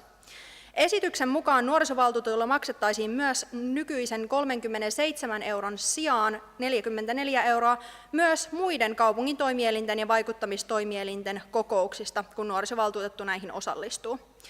Palkkion korottaminen on mielestämme perusteltua näiden muiden palkkionkorotusten ohella.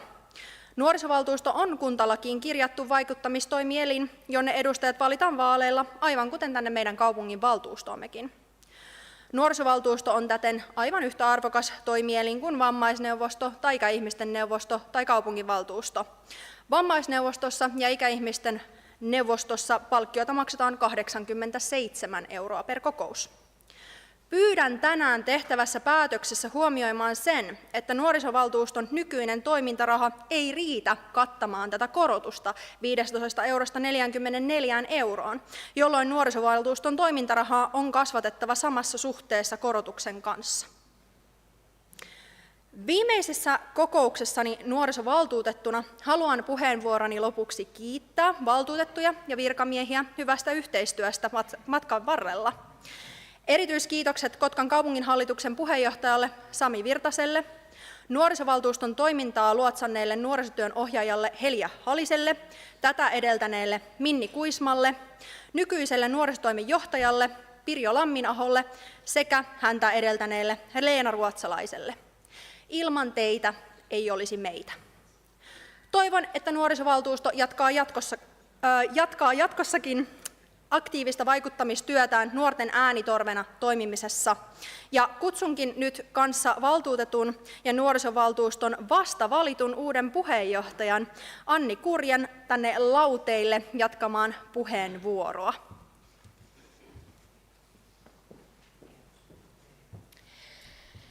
Haluan kiittää mahdollisuudesta puhua tänään teille nuorisovaltuustomme toiminnan kehittämisestä ja hiljattain tekemistämme muutoksista toimintasääntöömme. On ilo nähdä, että nuorten ääni saa yhä enemmän sijaa kaupungin päätöksenteossa, ja uskon, että hiljattain tekemämme muutokset toimintasääntöömme vievät nuorisovaltuuston toimintaa entistä parempaan suuntaan, vahvistaen rooliamme nuorten äänitorvena nyt ja tulevaisuudessa. Tässä tekemistämme muutoksista lyhyesti. Nuorisovaltuuston koko pienenee, ollen jatkossa 20 jäsentä.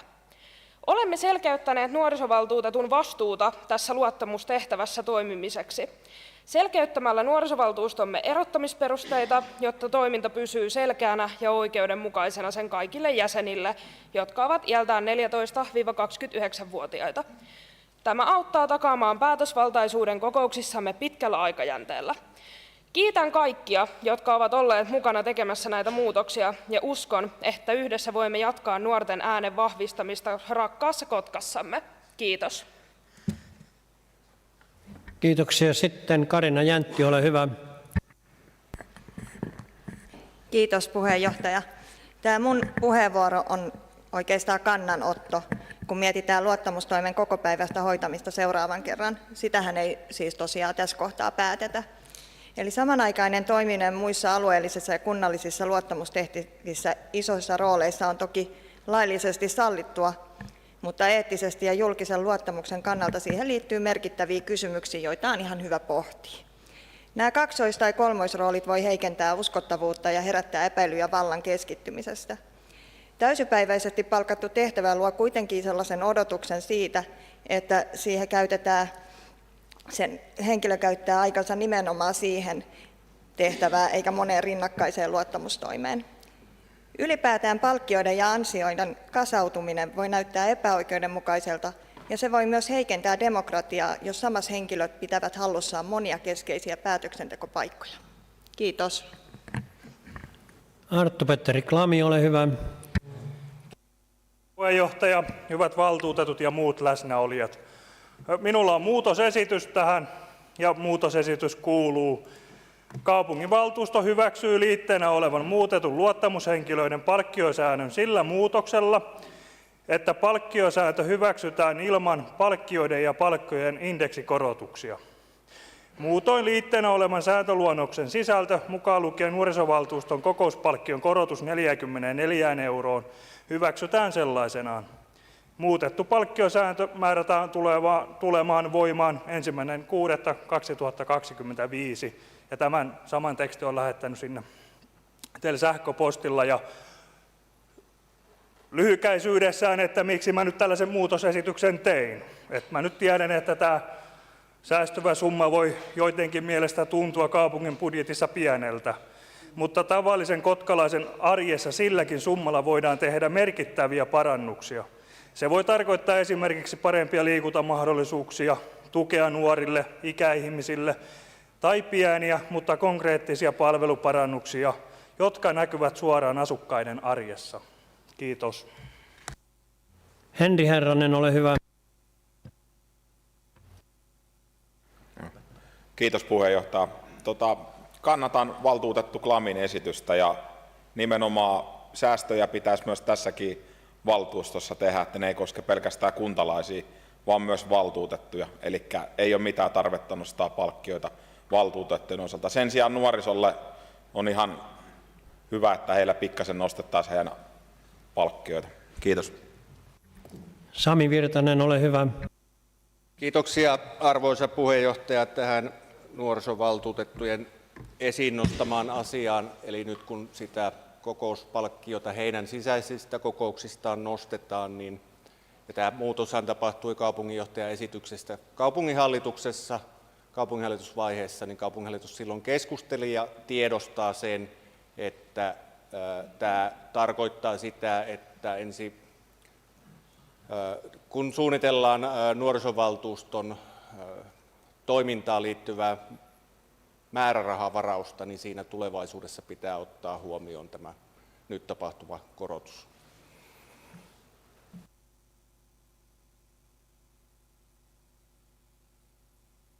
Olli Kekkonen, ole hyvä.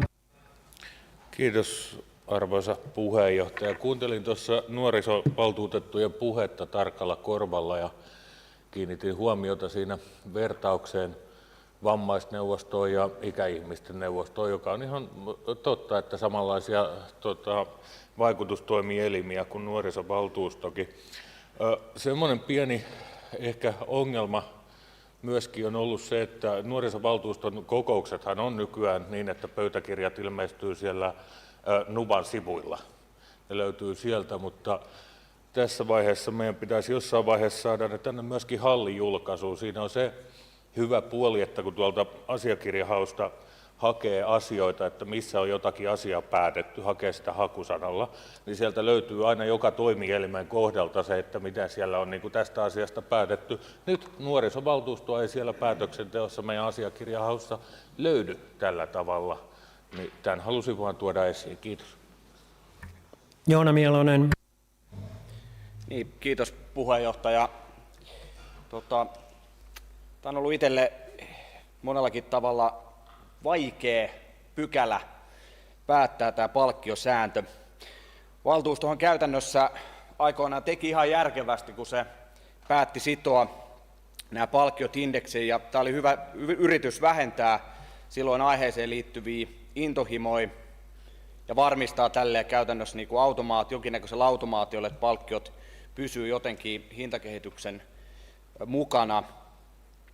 Mutta sitten toisaalta ei pysty olla ajattelematta sitä, että kun taas tämän vuoden loppupuolella talousarvio käsitellään ja siellä taistellaan 10 000 euroista, ja tässä tänään tällä palkkiosääntökorotuksella, jos käsitin oikein, niin se kustannus on lähemmäs 100 000 euroa vuodessa, niin kuinka taas joku tällainen asia menee käytännössä nuijaa kopauttamalla läpi, mutta sitten kun talousarvio on käsillä ja valtuutettu nönnönnö tulee 10 000 euron esityksellä, niin heti kysytään, että ja mistä tämä raha otetaan.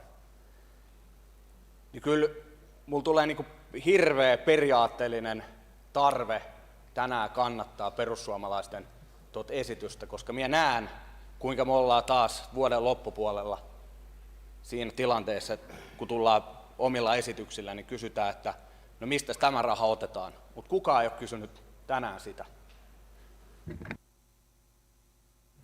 Ei muita pyydettyjä puheenvuoroja, joten täällä on tehty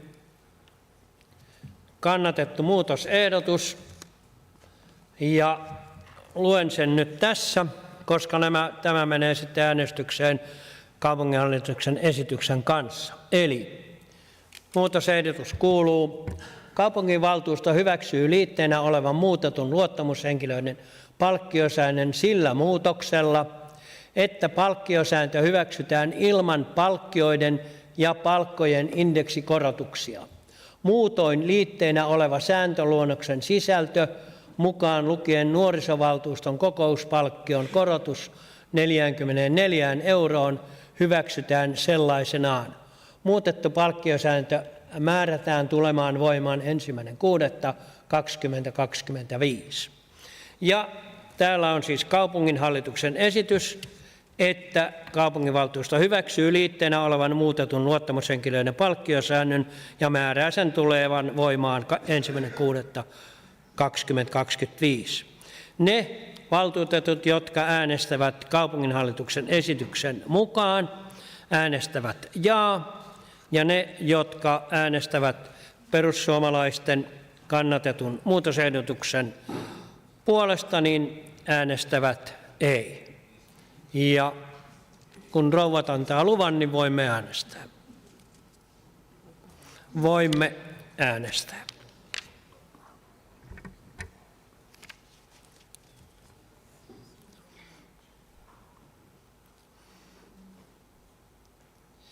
Niin, yksi puuttuu. Joo, hän ei ole. No niin, paikalla on 50 valtuutettua ja kyllä-ääniä on 34, ei-ääniä 14, joten kaupunginhallituksen esitys tulee pykälän 70 päätökseksi.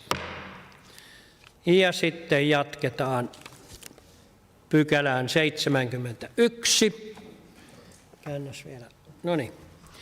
E-passin käyttöönotto ja siihen liittyvä lisätalousarvio. Ja siellä on esitys. Kaupunginvaltuusto hyväksyy vuodelle 2025 lisätalousarviota 123 000 euroa e-passin käyttöönottoa varten henkilöstöasioiden yksikön kustannuspaikalle. Lisätalousarvio koostuu seuraavista osatekijöistä. E-passin latausten arvo 92 500 euroa vuoden 2025 osalta, 3,9% hallintokuluja 3 607,50 euroa ja liittymän rakentamisen kustannus e-passin ja palkkajärjestelmän välillä 26 457,10 euroa ja kun siihen lisätään arvonlisävero, niin se on 33 203,66 euroa. Jatkossa e-passin kustannus sisällytetään vuosittain talousarvioon. Avaan asiasta keskustelun. Ei pyydettyjä puheenvuoroja, joten kaupunginhallituksen esitys tulee pykälän 71 päätökseksi. Ja sitten pykälä 72, osallistuvan budjetoinnin raportti, osallisuusohjelma kausi 2021-2025, ja siellä on yksinkertainen päätösehdotus. Kaupunginvaltuusto merkitsee tiedoksi ohjelmakauden osallistuvan budjetoinnin raportoinnin. Avaan asiasta keskustelun. Ei pyydettyjä puheenvuoroja, joten kaupunginhallituksen esitys tulee tämän pykälän 72 päätökseksi. Ja sitten jatkamme. Pykälä 73. Kymenlaakson alueellisen hyvinvointikertomuksen ja suunnitelman vuosiraportti 2024. Ja yksinkertainen päätösehdotus. Kaupunginvaltuusto merkitsee tiedoksi alueellisen hyvinvointikertomuksen ja suunnitelman raportin 2024. Ja avaan keskustelun ja Karina Jäntti, ole hyvä. Kiitos puheenjohtaja. Kotkassa väestön hyvinvointi on huolestuttavalla tasolla ja kehitys jatkuu edelleen negatiiviseen suuntaan, vaikka Tea Viisarin mukaan kunnassa tehdään paljon hyviä terveyttä edistäviä toimia. Tämä ristiriita selittyy sillä, että Tea Viisari mittaa hallinnollisia rakenteita ja toimenpiteitä, ei niiden tuloksia. Hyvinvointikertomus puolestaan kertoo konkreettisista vaikutuksista väestön terveydessä ja arjessa. Kotkan ongelmat, kuten korkea työttömyys, matala koulutustaso, sairastuvuus ja väestökato, ovat rakenteellisia ja pitkään jatkuneita. Niihin ei saada nopeita muutoksia, vaikka oikeansuuntaisia toimia tehtäisiinkin. Lisäksi toimien vaikuttavuus, kohdentaminen ja resurssit voivat olla puutteellisia. Tarvitaan pitkäjänteistä kohdennettua ja vaikuttavaa työtä, joka yhdistyy ihmisten arkeen, sekä tietysti myös valtakunnallista tukea tasa-arvoisen kehityksen turvaamiseksi. Kiitos. Anne Heikkilä, ole hyvä. Kiitos arvoisa puheenjohtaja, hyvät valtuutetut ja muut kuulijat. Hyvinvointikertomus kertoo, miten kuntalaiset voi. Ja nyt jos katsoo hyvinvointikertomuksen indikaattoreita ja markkereita, niin punaiselta näyttää. Jos meidän talous näyttäisi yhtä punaiselta, niin oltaisiin aika huolestuneita. Täällä on muun muassa päivittäin elämänsä turvattomaksi kokeneiden osuus lisääntynyt valtavasti. Se on lisääntynyt koko 2020 kauden aikana tähän päivään asti. Näyttää tosi pahalta. Apua riittämättömästi saavien osuus väestöstä pelkkää punaista. On todella pelottavaa, jos meidän kuntalaiset kokee arjen niin pelokkaaksi. Ja se, mikä täältä mulle nousi kaikkein eniten silmiin, oli se, että rahan puutteen vuoksi ruuasta, lääkkeistä tai lääkärikäynneistä tinkimään joutuneiden osuus on myös lisääntynyt. Ja tämä on ihan kamala asia, jos ihmiset joutuu miettimään, että ostaako ne lääkkeet, mitä tarvitsee oman terveytensä vuoksi, tai että jättääkö ruokaa ostamatta, kun ei ole rahaa. Arvoisat valtuutetut, ihmisten eriarvoisuus heikentää yhteiskuntarauhaa. Ei kai me nyt sitä haluta. Se lisää muun muassa rikollisuutta ja se näkyy kaikki se toiminta, mihin meidän pitäisi nyt panostaa, niin se näkyy täällä nyt punaisena. Valtuutettu Iivonen nosti tosi tärkeän asian, yksinäisyyden. Ja tästä nyt me nähdään myös niitä yksinäisyyden indikaattorimittareita. Jotain tälle asialle pitäisi seuraavalla valtuustokaudella tehdä ja lupaan valtuutettu Iivoselle, että ainakin omalta osaltani lähden tätä asiaa seuraavalla kaudella viemään. Kiitos. Päivi Pirtilä, ole hyvä. Arvoisa puheenjohtaja, Prask puhuu, kun täällä taas tämä laite kenkkuilee ja ei anna enää mulle puheenvuoroa. Niin Kumpa teistä puhuu? Prask puhuu, Aha. joo, mutta ei saa puheenvuoroa. Eli Prask pyysi puheenvuoroa. Kyllä. Asia selvä, kiitos. Arvoisa puheenjohtaja, hyvät valtuutetut, on pakko käyttää puheenvuoro, koska kunnilla on kyllä erinomainen mahdollisuus vaikuttaa näihin meidän terveellisiin elintapoihin ja hyvään mielenterveyteen kautta elinkaaren. Ja jos siellä painopiste 2 katsotte, niin erityisesti tämä kymenlaaksolaisten liikkumattomuus nousee sieltä voimakkaasti esille. Eli 100 000 ihmistä liikkuu liikuntasuosituksiin nähden liian vähän yleisesti ottaen. Ja Kymenlaaksossa tämä tarkoittaa, jos kaikki lisäisi liikuntaa, niin merkittävästi myös säästöjä. Ja toinen asia, mikä sieltä sitten nousee ja mikä vaikuttaa tuonne hyvinvointialueelle ja meidän väestön terveyteen, on nämä iskeemiset sydänsairaudet, eli kansansairauksiin vaikuttaminen. Ja siihen taas sitten suora vaikutus on tuolla liikunnalla ja terveellisillä elämäntavoilla, jotenka ihan täällä kunnan toiminnassa voidaan ottaa huomioon nämä ennaltaehkäisevät ja liikunnan, ja sitten nostan vielä tämän nuorten tukemisen, eli nuorten pahoinvointi on täällä painopiste 2 myös erityisesti nostettu esiin, ja näissä myös kuntana voidaan vaikuttaa oleellisesti kustannuksiin, mutta myös siihen, että meidän väestö voi paremmin. Kiitos. Tommi Iivonen. Kiitos arvoisa puheenjohtaja. Kerta kiellon päälle. Niin kuin valtuutettu Heikkilä sanoi, niin siellä on aika monta indikaattoria punaisella ja ihan oikeasti, hyvät ystävät, se millä me voidaan parhaiten niihin vaikuttaa, niin päihdeongelmaan, mielenterveysongelmaan kuin liikkumattomuuteen. Aika hankala on lähteä yksinään lenkille, mutta jos on kaveri, joka sinne pyytää, niin tulee helpommin lähetty. Yhteisöllisyys, hyvät ystävät, sille on tehtävä jotain. Kiitos. Mia Holmberg, ole hyvä. Kiitos puheenjohtaja. Näihin molempiin edellisiin puheenvuoroihin niin yhdyn oikein lämpimästi ja muistutan oman esimerkin vaikutusta.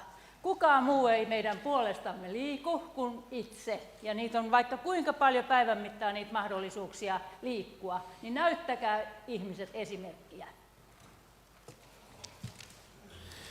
Ei muita pyydettyjä puheenvuoroja, joten kaupungin hallituksen esitys tulee tämän pykälän 73 päätökseksi. Ja sitten vaihamme taas pumaskaa ja siirrymme valtuustoaloitteiden käsittelyyn. Ensimmäisenä siellä on 74. Vastaus valtuustoaloitteeseen Kotkan Ruusun muistomerkin sijoittaminen Kantasataman alueelle, ja esitys kuuluu: kaupunginvaltuusto merkitsee tiedoksi hyvinvointilautakunnan käsittelyn mukaisen vastauksen valtuustoaloitteeseen Kotkan Ruusun muistomerkin sijoittaminen Kantasataman alueelle. Ja Joona Mieloinen, ole hyvä. Joo, kiitos puheenjohtaja. Vastaus tähän valtuustoaloitteeseen on mun mielestä todella hyvä. Eli täällä mainitaan, että julkisen taiteen työryhmä ja museo käytännössä käynnistää vuoropuhelun ja sitten voivat tehdä Kantasataman pitkäjänteisen kehittämisen suunnista erilaisia ehdotuksia myöhemmin myös näiden historiaa tuovien taideteoksien osalta.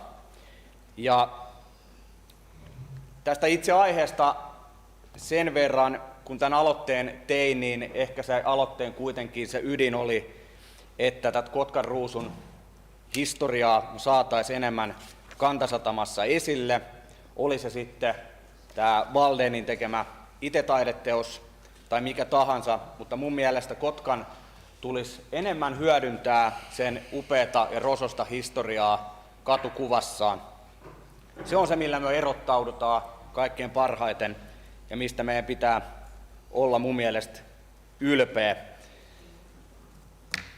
Se ponne tehdä tämä aloite oli, koska ymmärsin myöskin, että yksi syy siihen, että minkä takia tätä itse-taideteosta ei oltu ottamassa vastaan, oli niinkin nimenomaan Kotkan Ruusuun liittyvät tällaiset negatiiviset konnotaatiot. Kotkan Ruusuun tai sataman seksityön historiaan ei liity mitään sellaista, jota meidän kotkalaisten tulisi piilotella. Se on osa satamakulttuuria siinä, missä vaikka viinan trokaaminenkin, vaikka siihen ikäviä asioita molempiin liittyykin. Täällä on mun mielestä pitkään ollut sellainen ajatus, että aina kun Kotkaa viedään eteenpäin ja aina kun yritetään kehittää kaupunkia eteenpäin, niin sen pitää olla aina uutta, sen pitää olla aina hienoa, kaikille sopivaa, mukavaa. Sen sijaan meidän pitäisi enemmän katsoa meidän upeata historiaa ja tuoda esille niitä meidän historian yksityiskohtia, koska sieltä löytyy vetovoimatekijät. Kiitos. Olli Kekkonen, ole hyvä. Kiitos arvoisa puheenjohtaja. Tämä on käynyt tuolla Puskaradiossa hyvin kuumana tämä keskustelu. Mä olen seurannut sitä ja me sain tältä arvoisalta taiteilijaltakin hieman vihaisen viestiä, että et ole ottanut kantaa. Vastasin siihen viestiin, että otan kantaa heti siinä vaiheessa, kun saan virkavastuulla valmistelun esityksen, että näen sen joka puolelta. Sitä ennen en ota kantaa ollenkaan, sain siitä vihat päälleni. Ja tämähän vastaushan kertoo, että täällä on oikeasti etsitty, tarjottu kaikenlaisia muitakin paikkoja. Tukkukauppiaiden talon näyteikkunaa, Satama-areenan aulatiloja, ravintola Kairon pihamaata ja jotain kaikenlaista muutakin, että eihän tämä ihan pidä se Puskaradio keskustelu paikkansa, että kaupunki kieltäytyy kaikesta yhteistyöstä eikä suostu laittamaan sitä paikoilleen. Pidän sitä ihan hyvänä ideana. En ole kyseistä tolppaa livenä nähnyt, olen tarjonnut sillä meidän takapihalta kyllä säilytystilaa siihen mennessä, kunnes se löytää oman paikkansa, mutta sekään ei kelvannut. Mutta lupasin ottaa kantaa heti, kun on semmoinen esitys, mihin voin ottaa kantaa, ja nyt se on otettu. Kiitos. Sami Virtanen, ole hyvä. Kiitos. Valtuutettu Mieluisen puheenvuoro innoitti ottaa puheenvuoron, jota en ollut suunnitellut. Muistutan, että meillä Kantasatamassa Kotkan historiaan liittyen ja Kantasataman historiaan liittyen on eräänlainen taideteos. Siellä olevat pylväät, josta QR-koodilla pääsee kuuntelemaan joko Tommi Korpelan tai Seela Sellan lyhyitä tarinapätkiä Kotkan historiaan liittyvistä ja Kantasatamaan liittyvistä tarinoista. Se on mun mielestä ollut loistava uudenlainen tapa tuoda meidän historiaa kulttuurin keinoin esiin. Mia Holmberg, ole hyvä.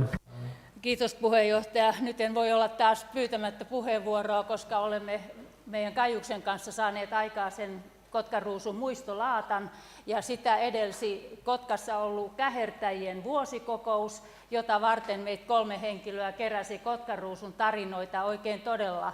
Ja kirjeitä, puhelinsoittoja ja muuta. Et mullakin on 8 A4 täynnä Kotkanruusun tarinoita ihan sieltä suvun kertomana ja niin edelleen. Eli nämä on niitä yksityiskohtia, mikä tässä juuri mainittiin. Eli ne on kyllä tallella, että jos sitten eteenpäin jotain Kotkanruusun asiaa tehdään. Me olen antanut nämä mun muistiinpanot tuonne kaupungin teatterille ja myöskin Valdeenille. Ei muita pyydettyjä puheenvuoroja, joten kaupunginhallituksen esitys tulee tämän pykälän 74 päätökseksi. Sitten siirrytään 75. Vastaus valtuustoaloitteeseen asukastilaisuudet turvallisuusteemalla. Ja esitys kuuluu yksinkertaisesti: kaupunkivaltuusto merkitsee tiedoksi hyvinvointilautakunnan käsittelyn mukaisen vastauksen valtuustoaloitteeseen asukastilaisuudet turvallisuusteemalla. Ja Tiina Montonen, ole hyvä.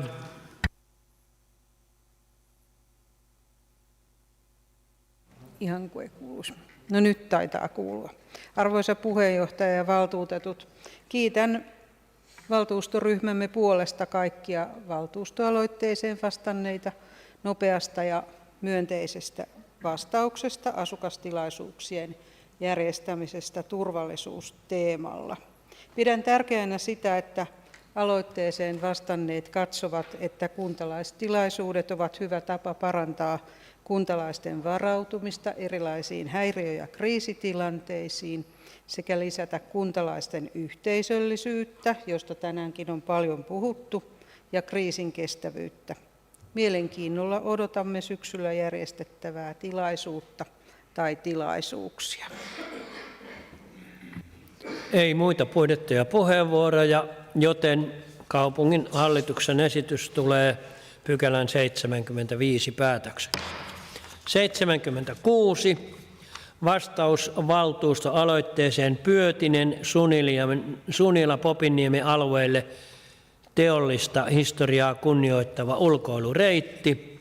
Ja päätösehdotus: kaupunginvaltuusto merkitsee tiedoksi kaupunkirakennelautakunnan käsittelyn mukaisen vastauksen valtuustoaloitteeseen Pyötinen Sunila-Popinniemen alueelle teollista historiaa kunnioittava ulkoilureitti. Ei pyydettyjä puheenvuoroja, joten kaupunginhallituksen esitys tulee pykälän 76 päätökseksi. Sitten 77. Vastaus valtuustoaloitteeseen luontohyvityksestä osa Kotkan kilpailuetua kestävässä taloudessa. Ja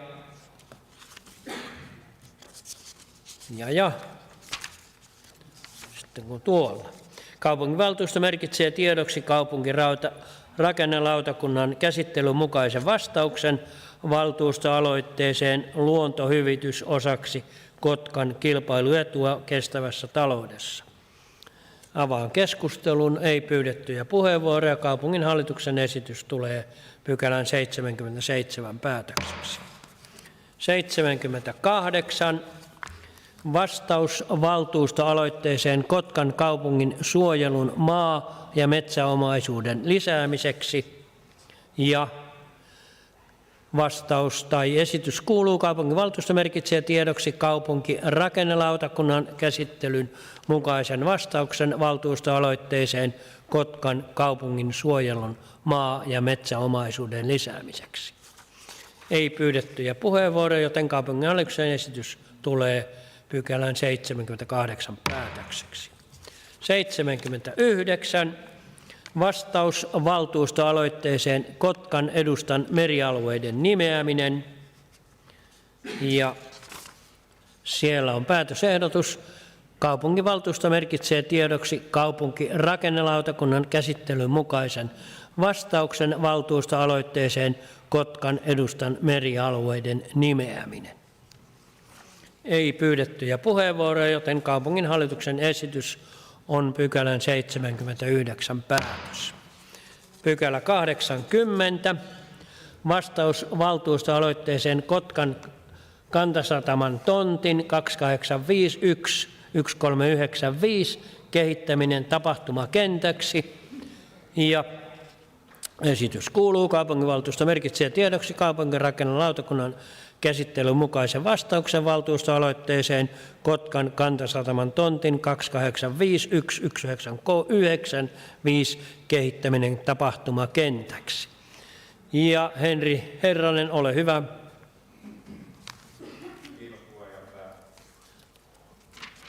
Kiitos puheenjohtaja.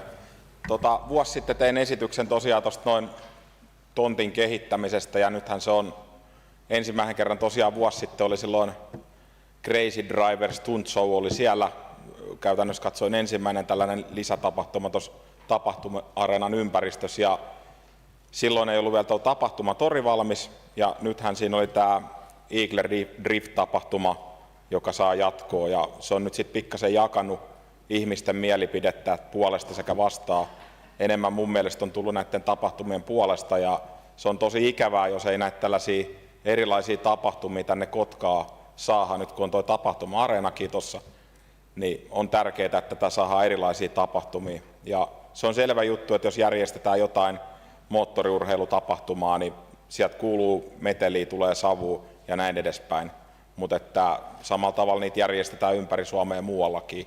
Ja toivoisin, että kaupunki olisi myötämielinen jatkossakin näiden erilaisten tapahtumien kehittämiseen. Ja mikäli niitä ei saada tähän Kotkansaaren alueelle, niin etsitään sitten vaihtoehtoisia paikkoja niille.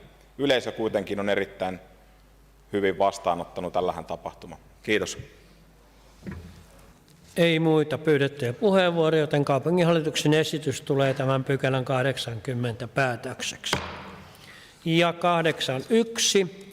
Vastaus valtuustoaloitteeseen maastopysäköinti ja sakotuskuriin. Ja siellä on ehdotus: kaupunginvaltuusto merkitsee tiedoksi kaupunkirakennelautakunnan käsittelyn mukaisen vastauksen valtuustoaloitteeseen maastopysäköinti ja sakotuskuriin. Ei pyydettyjä puheenvuoroja, joten kaupunginhallituksen esitys tulee pykälän 81 päätökseksi. Ja sitten 82. Vastaus valtuustoaloitteeseen matkaparkeista.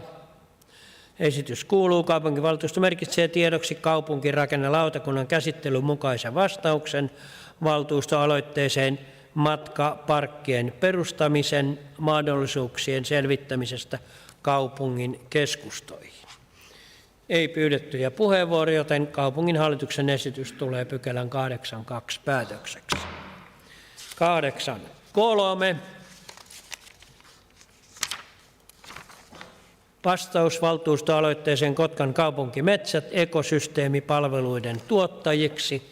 Esitys kuuluu: kaupunginvaltuusto merkitsee tiedoksi kaupunkirakennelautakunnan käsittelyn mukaisen vastauksen valtuustoaloitteeseen Kotkan kaupunkimetsät ekosysteemipalveluiden tuottajiksi. Ei pyydettyjä puheenvuoroja, joten kaupunginhallituksen esitys tulee päätökseksi. Ja sitten 84. Vastaus valtuustoaloitteeseen saariston yhteysalusliikenteestä lähtöpaikasta Kuusinen. Ja täällä lukee: kaupunginvaltuusto merkitsee tiedoksi kaupunkirakennelautakunnan käsittelyn mukaisen vastauksen valtuustoaloitteeseen saariston yhteysalusliikenteen lähtöpaikka Kuusinen. Ja Tero Flink, ole hyvä. Kiitos puheenjohtaja. Täytyy kiittää erittäin nopeasta vastauksesta, ja kuitenkin kun sitä tutkailin, niin ikäväkseni vähän sieltä rivien välistä nousi jo sellainen negatiivinen asenne koko asian edistämiseksi, mutta näillä mennään. Mielenkiinnolla odotan, mitä siellä oli sanottu, että sitä käydään kehittämään, niin odotan mielenkiinnolla, että miten sinne kehitetään sitten tätä paikkaa turvallisemmaksi ja toimivammaksi. Ja jos halutaan kehittää jo tänä kesänä sitä, niin sellaiset, kun pysäköintiä siellä katsoo, niin osa on varmasti saanut postimyynnistä ajokortin tai muuten ei hallitse sitä auton mittoja, niin voisi sellaiset pysäköintiruudut vaikka jo pikaisesti maalata, niin se helpottaisi huomattavasti tätä asiaa. Kiitos. Kiitos. Ei muita pyydettyjä puheenvuoroja. Kaupungin hallituksen esitys tulee tämän pykälän 84 päätökseksi. Ja sitten 85. Vastaus valtuustoaloitteeseen yritystonttien vapauttamisesta myös pienyritysten tarpeisiin. Ja esitys kuuluu: kaupunginvaltuusto merkitsee tiedoksi kaupunkirakennelautakunnan käsittelyn mukaisen vastauksen valtuustoaloitteeseen yritystonttien vapauttaminen myös pienyritysten tarpeisiin. Ei pyydettyjä puheenvuoroja, joten tämä kaupunginhallituksen esitys tulee tämän pykälän 85 päätökseksi. Ja sitten valtuustoaloitteita. Ja aloitetaan. Petri Pekkola, ole hyvä. Kiitos puheenjohtaja ja arvoisat valtuutetut. Hovinsaarelle tarvitaan koirapuisto. Hovinsaaren koirapuisto on keskeinen osa Hovinsaaren asukkaiden yhteisöllisyyttä ja alueen viihtyisyyttä. Nyt pelkäämme, että menetämme sen nykyisen koirapuiston uuden päiväkotisuunnitelman takia, koska koirapuiston tilalle suunnitellaan parkkipaikkaa. Sieltä on puut jo kaadettukin pois. Alueella on paljon koiran omistajia ja heidän ystäviään, joten koirapuisto on Hovinsaarella välttämätön ja myös Hovinsaaren seura puoltaa tätä valtuustoaloitetta. Hovinsaaren seura keräsi lyhyessä ajassa nimilistan 285 nimeä. Luettelen muutamia näitä lemmikkien nimiä tästä listasta. En lue näitä kaikkia 200, mutta Kuutti, Pauli, Daim, Slava, Remu, Noro, Hetu, Aatu, Nipu, Siiri, Halti, Kyllikki, Esteri, Kaira, Tara, Bella, Voda, Vodka, Hiroshima. Ja jätän nämä kaikki sitten teille. Kiitos. Kiitoksia. Sitten Pasi Hirvonen, ole hyvä. Kiitos puheenjohtaja. Kiva nähdä valtuutetunkin ihmisiä täällä, tai valtuutettujakin täällä. Pitkän aikaa on ollut pois, mutta nyt teen tällä aloitteen, josta on omasta kaupunginosasta puhunut aika montakin kertaa. Meillähän on ollut puhetta siitä, kun itse muutin puistolla vuonna 1989, siis puistolaan, huomatkaa. Ja nyt minulle tuli semmoinen tieto kaupungin osasta, että palautetaan nimi puistolla takaisin. Nimi olisikin sama kuin urheilukenttä, jonka nimi on Puistolan kenttä. Toimikaa siis aloitteen käsittelyssä niin, että puistolla saa jatkossakin oman nimensä takaisin. Talousarviot siksi, että kylttejä on muutettava entiseen, eli Puistolan nimeen. Ei muuta. Ja vielä Tero Flink, ole hyvä. Joo. Esitän, että Kotkan kaupunki ottaa käyttöön ikäsertifikaatin osana henkilöstöstrategiaansa ja sitoutuu edistämään ikätasa-arvoa sekä ikäystävällistä työelämää kaupungin omassa organisaatiossa. Lisätiedot valtuustoaloitteesta. Kiitos. Kiitoksia. Nämä 3 valtuustoaloitteetta menevät jatkokäsittelyyn asianmukaisesti. Ja nyt meidän valtuustokauden viimeinen valtuustokokous on päättynyt. Kiitoksia kaikille. Me jatkamme vielä tätä yhteisiloa sillä lailla, että duo Puro Huusari vääntäytyy tänne näin ja esiintyvät meille. Sen jälkeen pieni allekirjoittaneen puheenvuoro, sitten valtuustotyön päättävien huomioiminen, Pietu-Menttärin puheenvuoro ja kuohuviinitarjoilu ja vapaata seurustelua. Mutta aloitamme tällä duolla. Olkaa hyvä.